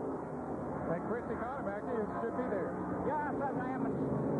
He's getting his drink, and the right side tires are going on. Trophy windshield. There's an area, an aura of calmness that prevails here. And nobody seems to be running or rushing. Everybody's doing their job. Elliott jazzes the engine, and away he goes, and it's just another pit stop. Back to you, Ken. A mere 16 seconds. A couple of tires and fuel. Yeah, this is a little earlier than that should not be a scheduled pit stop. It'll be interesting to see if he had a tire going down because he was dropping back a little bit. But he will stay in the lead lap, but he's going to have to get his feet up in a hurry because the leaders are bearing down on him. Number 3, I believe, is on pit road. There's Earnhardt, and there's Phil Parsons as well. Well, maybe they are scheduled pit stops then. That's what a long track they're running so fast. Here's Mike Joy. David Smith has the car in the air. Kirk Shelmerdine changes the right front tire. Cecil Gordon, a former driver like car owner Richard Childress, had the pit board out for Earnhardt to stop. And Ned, these are scheduled pit stops. They had planned to bring Earnhardt in at this time, and he's away quickly, and he almost takes the crew chief with him. 15.1 seconds for that pit stop, very quickly on Dale Earnhardt's car. He rushes down pit lane. 4 laps away from halfway in the race. 90 laps now complete, 239 miles into a pit stop situation. You're seeing Cale Yarborough coming on pit road. We'll be back with more of the Talladega 500 shortly. Today has just been brought out as for the second time directly below us here at the start-finish line, there's been an incident, this involving number 66, Phil Parsons. You'll recall a couple of years back, he had a horrendous wreck down here in turn number 1, flipping side over side and end over end a dozen times. Today, he smacked the wall, he's out, and he's okay. He'd been running up with the leaders over the past several laps, but Phil Parsons' day has come to an end, creating the 6th caution of the day, and for some of them, it's extremely lucky, extremely fortuitous, because they haven't made their pit stop and give them a chance to come in under caution. Here's the tail end of that incident. He banged the wall just here by the starter stand, and he ends up down in turn number 1. I don't know what happened to start it off. I noticed in the middle of the track, right in the middle of the tri-oval, a whole bunch of bits of tire. I wonder if he in fact had a tire failure. Unlikely. They're replacing Dale Earnhardt's windshield on the car number 3. And it may have been a tire problem on car number 66, Phil Parsons. He had just made a pit stop. Left rear. Let's go to Mike. Ken, a piece of debris hit the upper part of the windshield up at the roof. You see where they're working with pliers to straighten it so they can fit a new windshield. The glass shattered and pieces of it came in on Dale Earnhardt. He's bleeding from the nose and from the right cheek, but they put a piece of the all-purpose duct tape on it that seals up just about everything in NASCAR racing, and it seems to be superficial. Earnhardt is sitting, wiping his hands off. They're getting a new piece of glass in the car. It won't seal too well. They'll have to hold it in there with tape. But Earnhardt's nickname is One Tough Customer, and he lives up to it. He's the defending champion of this race. He won it also the year before. The dashboard is smashed in as well as the top of the windshield. He took a heavy piece of debris, and if there's any way, he will try to be the first and only man to win this race 3 times in a row. They're talking with him on the radio, handing him a cool drink through the windshield. He's trying not to lose the lap. Childress that he's okay, and they may go a lap down to the safety car here. I don't see how they can refit this windshield without losing a lap. Earnhardt wiping some debris off his face, but it looks like he's going to be okay and able to continue. Richard Childress, how's your driver? He's cut his face some, but I believe he said he'll be all right. He's got glass in his face, so I believe he'll be all right. Well, he'll hang in there if there's any way possible. Chris? Greg Sachs, number 77. Getting his front spoiler fixed as his car gets worked on. The left front corner is being used. The Mexican speed wrench, that's a sledgehammer, is being used to straighten the alignment of that car. Sachs is the new driver for the Tigard team. The team former champion Bobby Allison vacated, as pit road is one busy place as Bill Elliott comes in now for his second installment of this pit stop. Now this tells us something is wrong here. Notice that on the right rear, for the left rear fender, that part of the bodywork is damaged. Apparently some debris hit that car. And they're working underneath inside there. We don't know quite what's wrong, but we can see a scar on the bodywork of the car. So Bill Elliott apparently got some of that shrapnel that was flying when Phil Parsons crashed. It looks like they're working on the left rear suspension. 2 men down there, Ernie Elliott, one of the other helpers, and they're unscrewing something from the part is broken. We don't quite know. What seems to be wrong there? Taking the fuel counter off. We've got lost fuel pressure, and we think it's the fuel counter. Okay, it's not in the chassis, but it's in the fuel. The fuel counter, the fuel pressure was dropped down on car number 9, and they're taking one of the items in the fuel system out here. This is a break for them because as long as they get this car back on the track before the field comes around, they will not lose a lap. There goes the wheel back on, and it looks like you're going to be setting him out in a matter of moments. Oh, there he goes. Back to you, Ken. A quarter of a lap away from going a lap down as they get him back out. Here's Phil Parsons completing that long walk back from turn number 1 and his wrecked car number 66 after his valiant effort here today in the Talladega 500. It's over for Phil Parsons. This time he walks back, which is a whole lot better than a couple of years ago after that terrible crash, one of the worst ones they've ever had on this racetrack. And he was ready to play golf a couple of days after that, Ned. Yes, he was. 77 sacks having a problem here. Yes, he is. They're pushing the car down pit road. We saw them working on the left front of that, as Christy Conemaker pointed out there a moment ago. But you're talking about the Phil Parsons thing, I'll tell you. He is in very good physical condition. He works hard at staying in good physical condition, and I think that's one thing that helped to save him a few years ago in that crash that he had. They continue to push the Greg Sachs car down pit road. I guess the thing just wouldn't crank, and he's trying to get it to fire now. Or maybe they're heading towards the garage area. Nope, he's not turning in. We've gone 96 laps, which means that we have come to the halfway point with Cale Yarborough now leading, Neil Bonnet in second, Davey Allison is in third, Tim Richmond fourth, A.J. Foyt is in fifth. Back with more in a moment.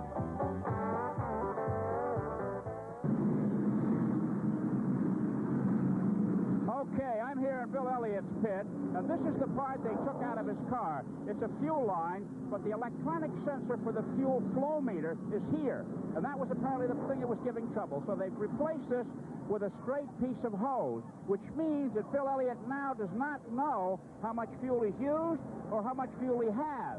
So he, in a sense, is at a disadvantage, along with the other fellows that are coming. Now, here's Bill Elliott coming in. They're still not through solving this problem. This is inside the left rear corner. Well, now this is just tires. They spent so much time working on the fuel line problem that they neglected to change the right side tires. This is the third stop for Elliott under this yellow flag. And he stalled the engine. He brought it up again. Okay, down to Mike Joy. Dale Earnhardt has come back on pit road. You can see the upper part of the roof is pushed in so badly by that piece of debris that the windshield will not seal. They're going to try to fit a spare sheet of sheet metal on there so the windshield will have something to seal to. Earnhardt is still wiping his face off. He's having a word here with the NASCAR official and watching the work that's ongoing on the upper part of that roof. Dale, do you know what hit you? What came in on the car? No, I don't. They said it's a piece of dry shape off another car. Damn near hit me. I just cut my damn head off it when it hit me. Are you pretty much okay? Yeah, just fragments got on me and cut me a little bit, but it bit the hell out of the roll bar. Dad, it certainly did, and the NASCAR officials are going to make sure that that car is safe before they let Earnhardt back out on the racetrack. Ken? Ken, I've never seen that happen. I've seen the tops of race cars, the roofs bent before, but it was after they'd been upside down. But to have it to happen, now that is a freak, unique type of a situation. Well, you know, on the old fairgrounds practice, you remember those big nets in front. Every so often you take a rock right through the windshield and come back, and a lot of guys have those big scars down the side of their cheek from that kind of thing, but here it is happening on a super speedway. Very, very lucky guy. Sure is. He Certainly said he could get his head off. Hit that lucky that it hit that roof pillar, not his head. That's the truth. I remember I got 5 stitches one time on one of those little half-a-mile dirt tracks that you're talking about. A rock came right through the open windshield, and 5 stitches it took to sew it up. And a real stroke of bad luck, of course, for Dale Earnhardt. But what a stroke of good luck that the caution flag came out for Bill Elliott and allowed him to make those changes and do the tires all under this caution. Hasn't lost a lap. Phil Parsons' car is being brought in, the car number 66 that was torn up a few moments ago. We'll try to get a word from him. 98 laps, I believe, are complete at this point. 98. 260 miles have been completed. There are 90 to go in the 17th annual Talladega 500. More shortly. Earlier this week said, I don't think he'll, meaning Bill Elliott, lap the field on Sunday. Right now, Neil Bonnet is number 1, trying to win this Talladega 500 for the second time in his career in the red and white car, number 12 Chevrolet. Tim Richmond's in second, A.J. Foyt's in third, Rusty Wallace is in fourth, Ron Bouchard is in fifth. Cale Yarborough is on the tail end of the lead lap as we get set to proceed under green another time after 6 cautions thus far today. There you see the standings as we get set to go another time here at Talladega, Alabama. The Greater Hartford Open continues. We'll be seeing it later this afternoon here on CBS. Bill Blackmore is there with Cole, followed by Hinkle, Floyd, and Grady. That's coming up this afternoon here on CBS. The Hartford Open, final round. They got quite a race going there. Let's go to Chris Economaki on pit road. I'm in Phil Elliott's pit. Phil Elliott made 4 stops under this yellow, and it was all that fuel line problem. He's on the track. They think everything is okay. He's in the lead lap, but there's 26 cars between him and the car that's up front. They've got their fingers crossed down here in number 9 pit. Back to you, Ken. Chris, when they restart, he should pull up a few more cars. He's running 9th overall in the latest statistic we have. We're waiting for further word on that. And on the end of that lap is number 28, Cale Yarborough. He'll be right up on the point, but he's running just about a lap minus a car length down. And Ken, the way that happened is that Cale had just made a green flag pit stop before the caution came out, and it was a little longer than the pit stops that we saw some of the others make, and then he came back in immediately after the caution came out, so that did put him one lap down. Let's go back to Chris. Well, the problem here, the question in the crew's mind is that the fuel pressure diminution that's created the change in the line, they've not had a chance to check it at racing speed because everything's been under the yellow, and they don't know now whether the fuel pressure is up to what that engine's going to need at full speed. So they really are a little bit eggy down here. So there is some real concern, huh, Chris? They really are nervous now that this may not work out for them. Well, that's the concern. They'll know as soon as he gets up to speed if they have the problem solved. Let's review again then where we are in the standings as we get this report of a serious problem developing on car number 9.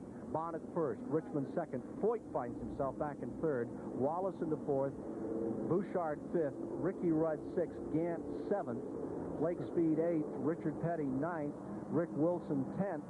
And I guess the question is the Allison car. What about the Allison car? It's not showing here again. He should be a lap down because he was penalized. I was thinking of his son, who we had up in this lead lap. He is now, Davey Allison, being shown one lap down in 11th spot. Ricky Rudd surely can't be 6th. They've just changed that drive shaft. No, he's not. He lost. No, he's not. And the 12th position then, somehow holding up in 12th has been number 3, but that's changing. We don't see Bouchard. We don't see Jeff Bodine on there either. Where's Jeff Bodine? Bodine has fallen back to 14th. He is running 2 laps down from the leaders now. Bodine back in 14th, and in the 13th position overall is Tommy Ellis, car number 18. As we continue, and they've just given us an overall rundown, that 15th position is the car number 95, which is Sterling Marlin. The 16th position is Waltrip. And 17th is Allison. And the 18th position overall is now reported as Sachs. Well, we're about to go back to green flag racing. Coming down with 101 laps complete, this time by 87 to go. Cale Yarborough trying to stay out in front of Neil Bonnet to keep himself in the lead lap. He might have the strength to do it. Darrell Waltrip had tried it earlier, but he didn't have the strength. Cale might have. We'll see. There's the story. Cale trying to stay in the lead lap, hope for caution, be able to circulate around this thing and get back up. When Elliott won here in May, he made it up under green. There's Elliott whistling through, going by Sterling Marlin. There's Jeff Bodine up on the outside with him, yeah. Elliott closing up. There's Lake Speed directly in front of him, and Waltrip in number 11 a lap down as he hustles through traffic. The fuel problem seems to be resolved in a most positive way for Bill Elliott. Out back, running 9th overall, goes under Gant. Trying, he's still struggling a bit, but on the other hand, he's not using anybody's draft. He's doing it the hard way, but it seems to be working.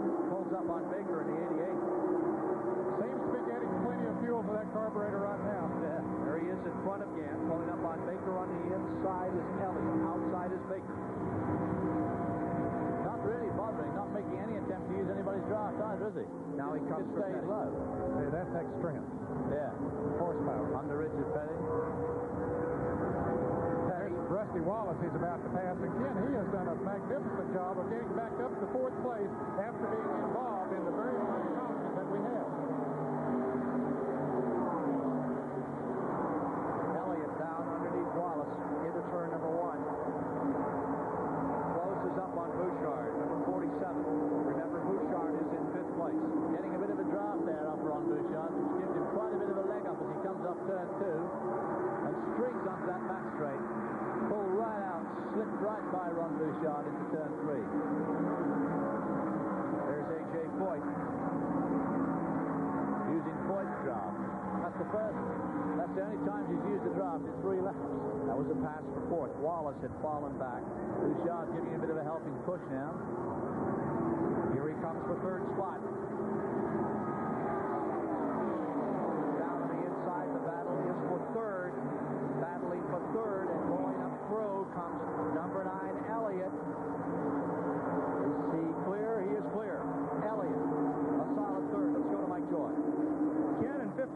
covering this sport, I've heard a lot of reasons for bringing out the caution flag, but never this one. Bill Parsons, what happened? Well, Mike, believe it or not, as I was coming through the trial, I saw something come out of the grandstands, and it's hard to imagine seeing it at 200 miles an hour, but it was like slow motion.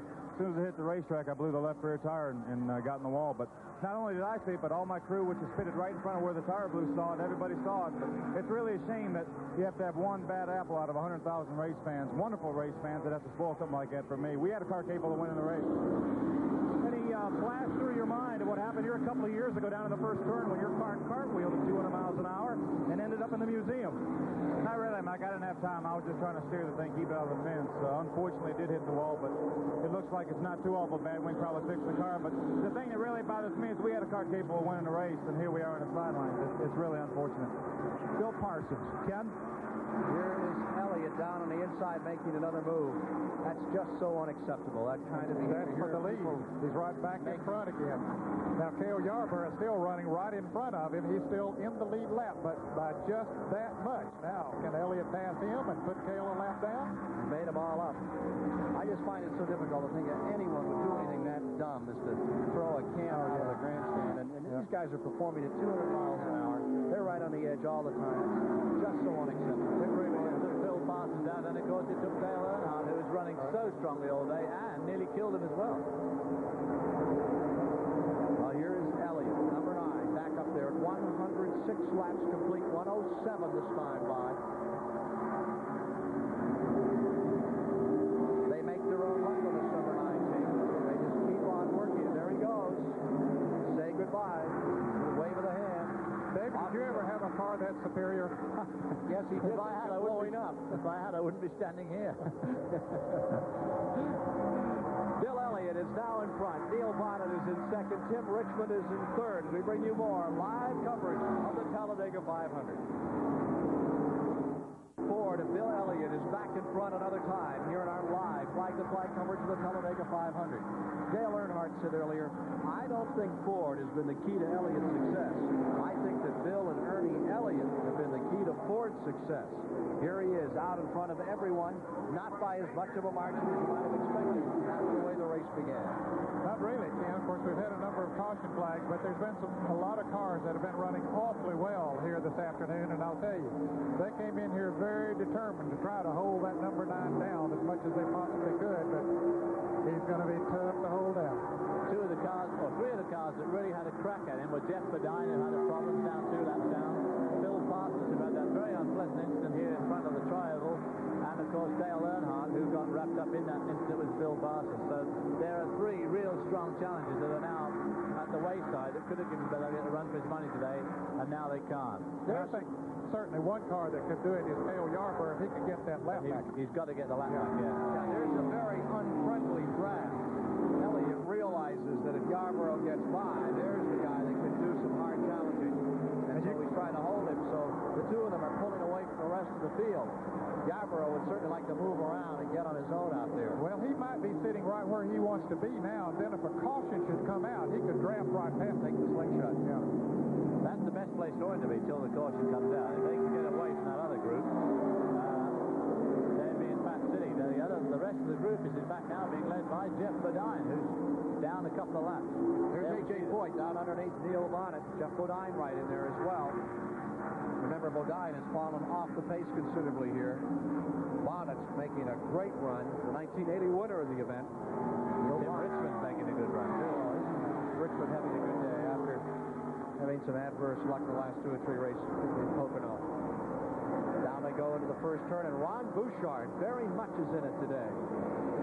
He's had nothing but misfortune for a while. Currently running in 4th, that number 47, right behind the number 14, the red car of A.J. Foyt. Smoke on a car as it goes through the tri-oval. That's car number 74 of Rick Wilson, smoking badly through the tri-oval. And smoking badly through turn 1. Rick Wilson's a great friend of A.J. Foyt. He's out of Bartow, Florida.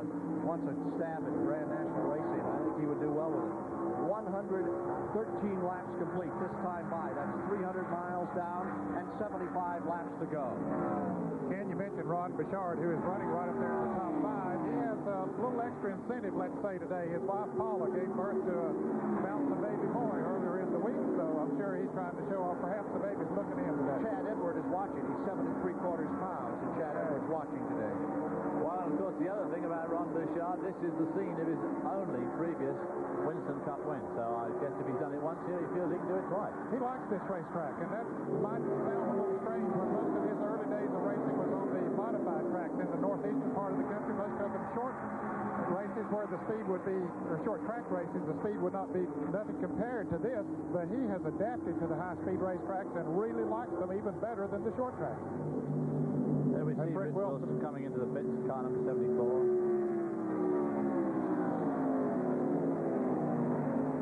A.J. Foyt's car number 14, we see smoke out of Wilson's car, maintaining third position. What a run. This has been a great run by Foyt throughout the afternoon. A.J. staying up in the hunt. Let's go to Mike Joy. Well, Dick Hutcherson is crew chief for A.J. Foyt, and he also had a lot to do with Rick Wilson's car. This race with the heat demands a lot of stamina. And if there's anybody here that chews lug nuts and spits gasoline, it's A.J. But when was the last time he drove a full 500 miles? I think in Indy of 1984, but this is going to be the first time in 85. Well, when was the last time he drove 500 full miles in a stock car? I'm not sure. I remember 81 at Daytona, and I think he's finished a couple of races since then. I think so, too. We're running real good today. We're running up there with the leaders. I think we're in about fourth place right now, and we're going to hope to have a good finish today. Does he sound, talking to you, like he's in shape to go the distance and challenge? He's feeling pretty positive about it right now. He said the car feels real good and it's running real good.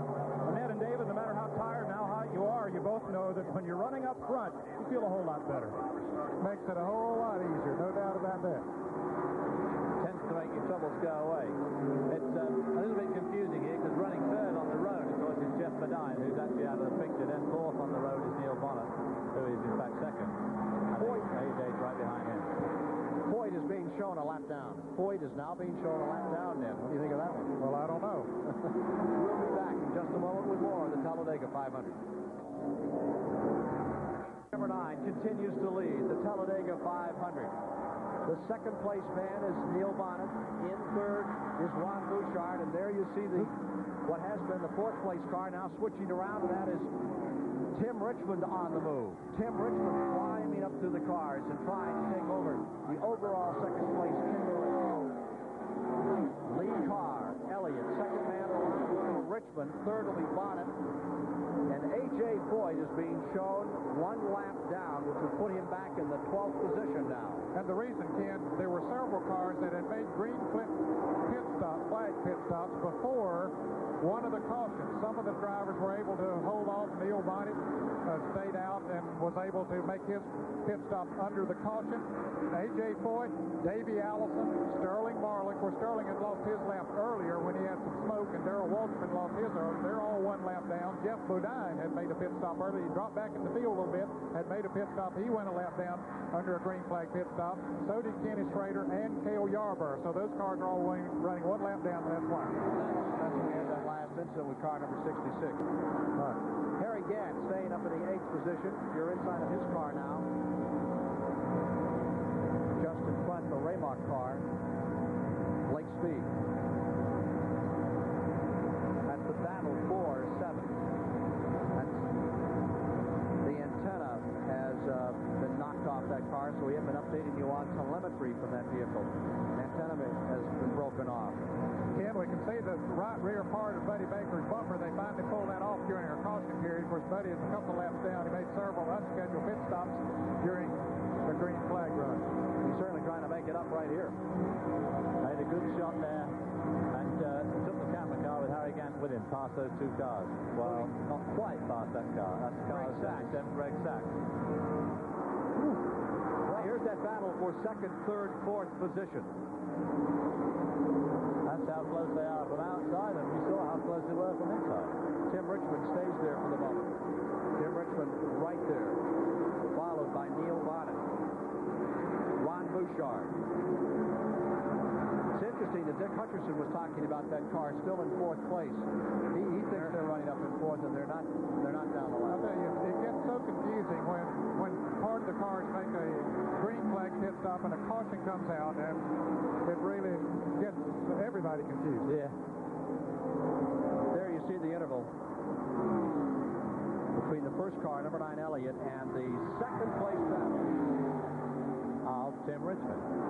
Tim Richmond, Neil Bonnet, Ron Bouchard, all in there together. Cale just holding on, as Ned pointed out, looking for a spot. Should a caution come out to make that run, he'd go down low at number 3.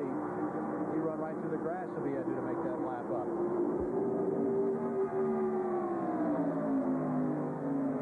Bill Elliott stays in front. More in a moment. 23 of 188 laps complete. Richard Petty becomes a factor once again. He's running the lead lap in 5th spot. Rusty Wallace is in 6th. Blake Speed in 7th. Terry Gann is in 8th. And then 1 lap down in 9th position is Cale Yarborough. There's A.J. Foyt trying to make some time up. Here's Chris Economaki. Well, with 65 laps, the Bill Elliott crew seems calm and confident. When I asked them how many more fuel stops they'd have to make before this race is over, they said 1, but possibly 2, and the reason for that is the fuel meter is off the car. Bill Elliott doesn't know, but they are confident here. Now let's go down pit road to Mike Joy. And chasing him, Jeff Bodine, Neil Bonnet, Tim Richmond, Ron Bouchard, other fellas back in the pack. Jack Beebe owns Bouchard's car, and he stood right here when Bouchard came around Terry Labonte and Darrell Waltrip to win this race in 1981. Are you guys hoping lightning strikes twice in the same place? We sure are. The way that car has run today, not indicative of the way your season has gone. No, Jake's done a real good job on the engine, on the chassis, and Mike Kennedy's done a real good job on the engine. And Bonnie likes the track, and we're running real good. Well, you had a big surprise here in 1981. Do you think he can do it? I didn't think he could. Do you think he can do it? I hope so. We're going to try. And he's got a lot of money invested to make sure that kind of thing has a chance to happen. You talked about Bouchard's infant son. Ronnie says mother and son are doing fine. In fact, the kid, even at 1 week old, can hold his head up without help. And that's with the helmet on. Well, there you see him, Ron Bouchard, car number 47, closing in another time on Neil Bonnet in number 12. Both previous winners of this Talladega 500. Bill Elliott, seeking his 13th Grand National win, stays in front, holding the lead and also keeping Cale Yarborough a lap back. Yarborough just sitting there waiting for the opportunity to fire it up, move underneath, and make a lap up should there be a caution flag here. Well, he's the only car right now that has shown the strength to run with Bill Elliott, excepting that car that we see, the yellow car that we see coming into the picture. Jeff Bodine is running all alone and still keeping up with Cale Yarborough and Bill Elliott. Bodine, of course, being shown a lap down at this point, but he really is running a fast race. He's running incredibly fast. He's dropped back a little bit from this leading duo, but we don't know what went wrong with Jeff putting that lap down in the first place, because he ran strongly right at the beginning of the race.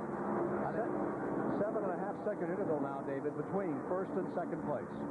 Second place now being Neil Bonnet. There's the interval. We're going to show the interval now.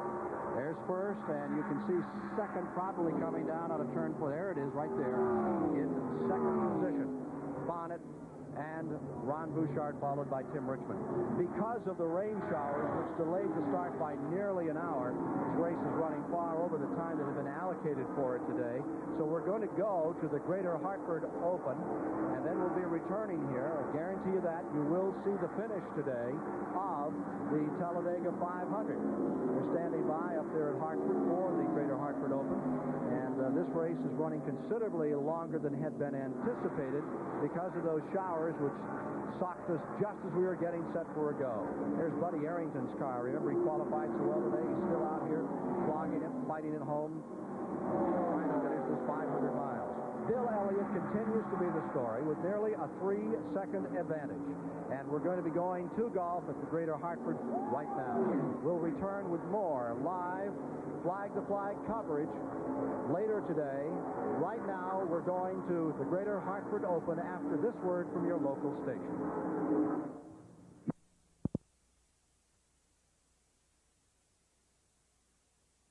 Complete, 35 laps remaining. 95,000 folks here at Talladega, Alabama, watching Bill Elliott go for his 9th win of the year. Ron Bouchard is running in second. Neil Bonnet maintaining third. Tim Richmond in fourth. Richard Petty in fifth.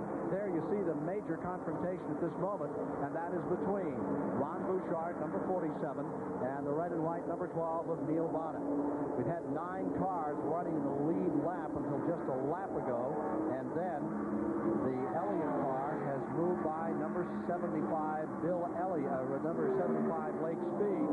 And moving along with him is come 28 and 5. Just barely in front, you see Cale Yarborough, and with him there is Jeff Bodine. Those two cars are a lap down, and they're the tail end of the lead lap. They are on the bottom end of the lap. If 9 goes around them, they will be 1 lap down, and here's Elliott making that move right now to put them a lap down. He's underneath Bodine and going for Cale Yarborough. There's a lot more at stake here today than just this race, just the money to be paid. Even if you dislike auto racing, what happens here at Talladega today is important. The story from Chris Economac.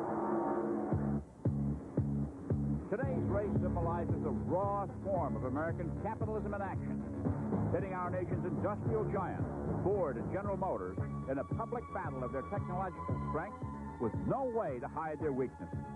John Peterson, the new chairman of the board of Ford Motor Company, saw his company withdraw from auto racing competition in the early 1970s. He personally steered Ford into the aerodynamic styling of the 1980s and back onto the NASCAR circuit. Well, we came back because we concluded we made a mistake getting out in the first place.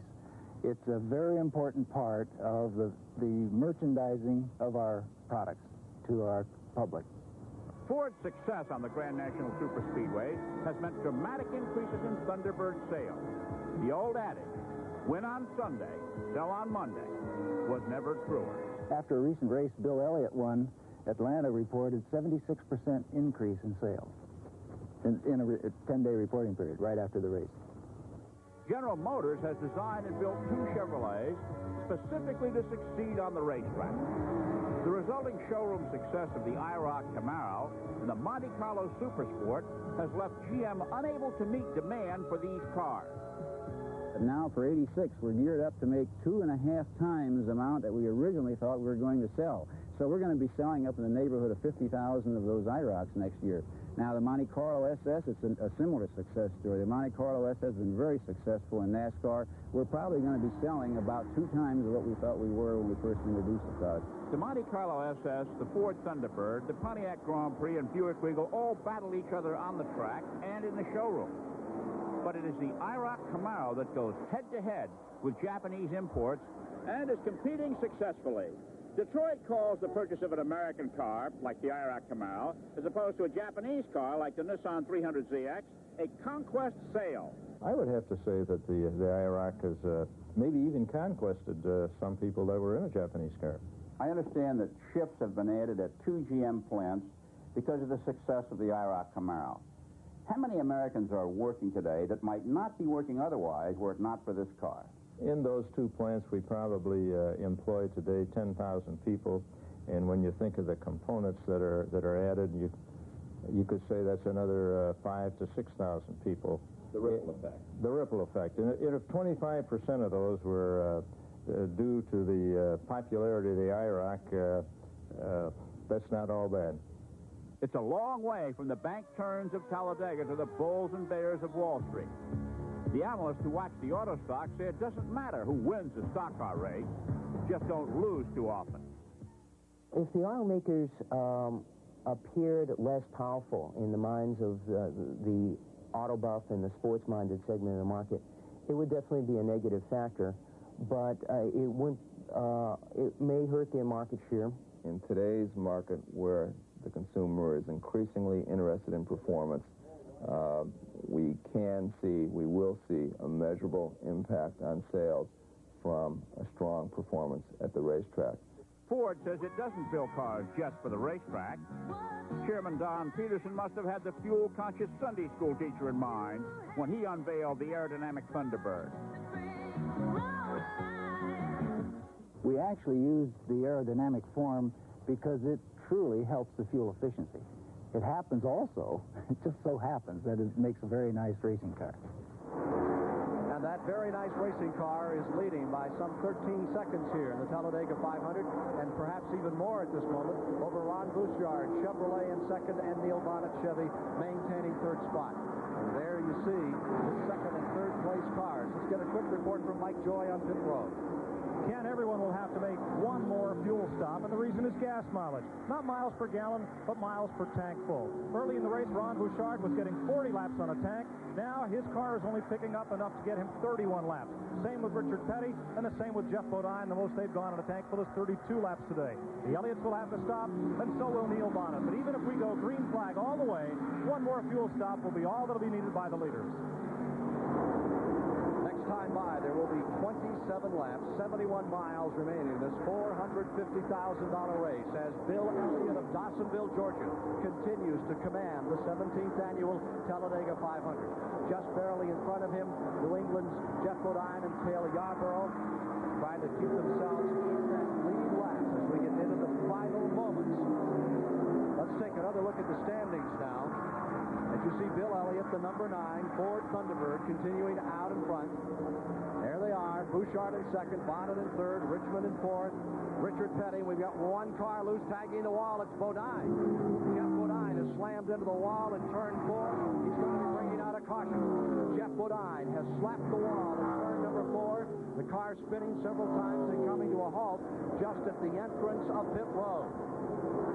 Well, of course, that's played right in the hands of Cale Yarborough, who will remain a lap, will get that lap back and will be able to challenge Bill Elliott. Let's see, they're going to race all the way back around this 2.6-mile track. I don't believe Yellow would come out. I think they got the caution when they came by that time. If indeed they did, then it will give Yarborough an opportunity to circulate around this track and to become a challenger at the very close of this race on Bill Elliott to win it all this afternoon. Ken, it's very ironic that at the top of the show, Mike Joy did an interview with Jeff Bodine, and he said the last few times we've been here, we've had trouble in turn 4. There he is again today, having trouble in turn 4. Apparently he blew a tire. 7th caution of the day. It appears to be the second tire that is blown on the track. Up in the wall, you see Bodine. Leaders are all coming on pit road in lap 163. Except in Cale Yarborough, he'll go around to make up that lap before he comes into the pits. And Richard Petty there has another narrow brush with disaster. The second time in this day that he's been missed by less than about 3 inches. Very fortunate. So there you see the activity on pit road. There is the lead car going all the way around. A 4-tire change for Awesome Bill from Dawsonville, Georgia. We're going back now to the Greater Hartford Open with Pat Summerall standing by and company, and we'll be back for the final laps of the Talladega 500 later this afternoon. Now to Hartford, and here's Pat Summerall. Faded, and he is now running 4th overall on 7 cylinders. And here is the new leader. It's Cale Yarborough. His time runs out. Right on his rear bumper is Neil Bonnet, and behind him comes the man who shocked them all just a few years ago, number 47, Ron Bouchard. Cale first by 1 car length, averaging better than 200 miles per hour. The final moments of the 17th annual Talladega 500. It's been a bad year for Cale. Only 3 races as he finished, 2 of them in 3rd place.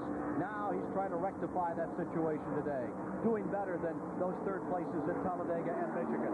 He's made up the lap. He's out in front. But the interesting circumstance is Ron Bouchard to me in that 47. He's playing this game exactly as he did when he won this race. What a role reversal for Cale Yarborough, too. We normally see him sitting in that 2nd spot, waiting to nail the leader on the last lap. And he's the guy that could well get nailed by those 2. It just depends how they put it up together. Tim Richmond in for an unscheduled stop, so he is out of the picture. There is Elliott running well back. He is in 4th overall. There remain at this time 4 cars in the lead lap. There's Ernie Elliott looking stern and taciturn after having his hopes built up all afternoon. Then it goes away. Car running on 7 cylinders. Coming by this time, 184 laps will be recorded as complete of the 188 lap distance.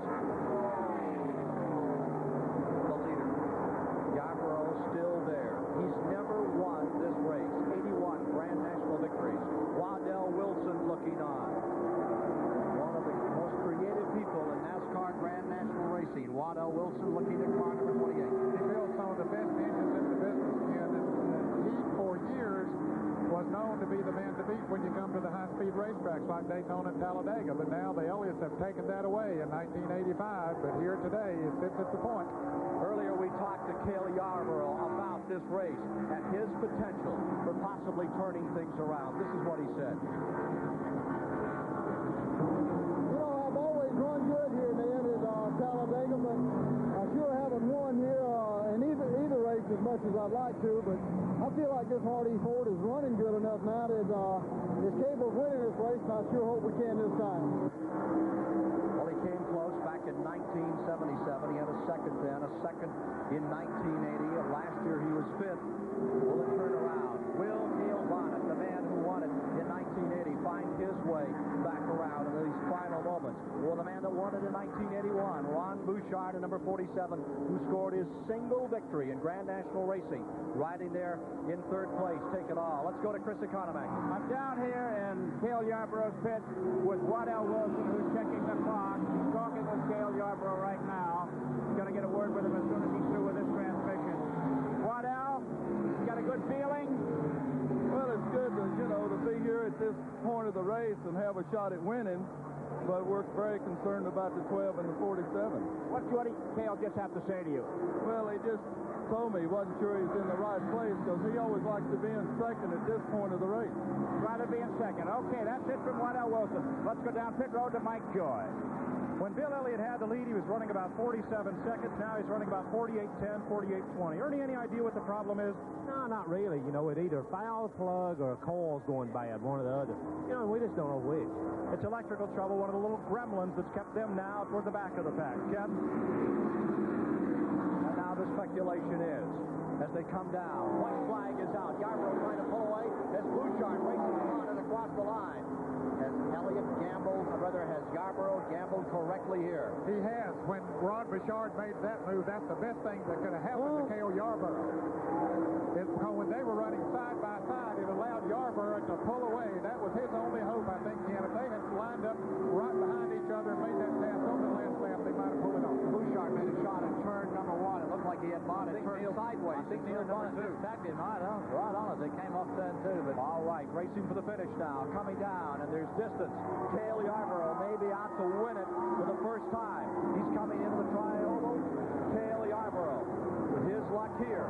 Here they are, charging. Should have a great race for second place as well. At the line, it is Yarborough across. Then it's car number 12, Neil Bonnet for second, and it will be Ron Bouchard. I think he did get some damage. Ron Bouchard, the front right corner of his car was definitely deranged. He must have just tagged Neil Bonnet coming off turn two. So Cale Yarborough finally wins the Talladega 500. Yarborough is victorious. Waddell Wilson and crew ecstatic over this outstanding victory. We'd like to thank the NASCAR officials for their cooperation. It's been a rugged afternoon with this rain delay. Particularly, we'd like to thank the Hewlett-Packard folks at Mach 1 Racing for the use of their telemetry in car number 33. Race cam assistance from the cars of Jeff Bodine, Kyle Petty, and Harry Gant today. We'd like to say a special word of condolence to Brent Musburger on the loss of his dad, Cease. On behalf of all of us, Bobby Fishman, Bob Stenner, and the entire company here. Final standings in the Talladega 500. Yarborough victorious. Neil Bonnet in second. Ron Bouchard third. Bill Elliott fourth. And A.J. Foyt comes home fifth. This has been a presentation of CBS Sports. Now to Hartford and Pat Summerall.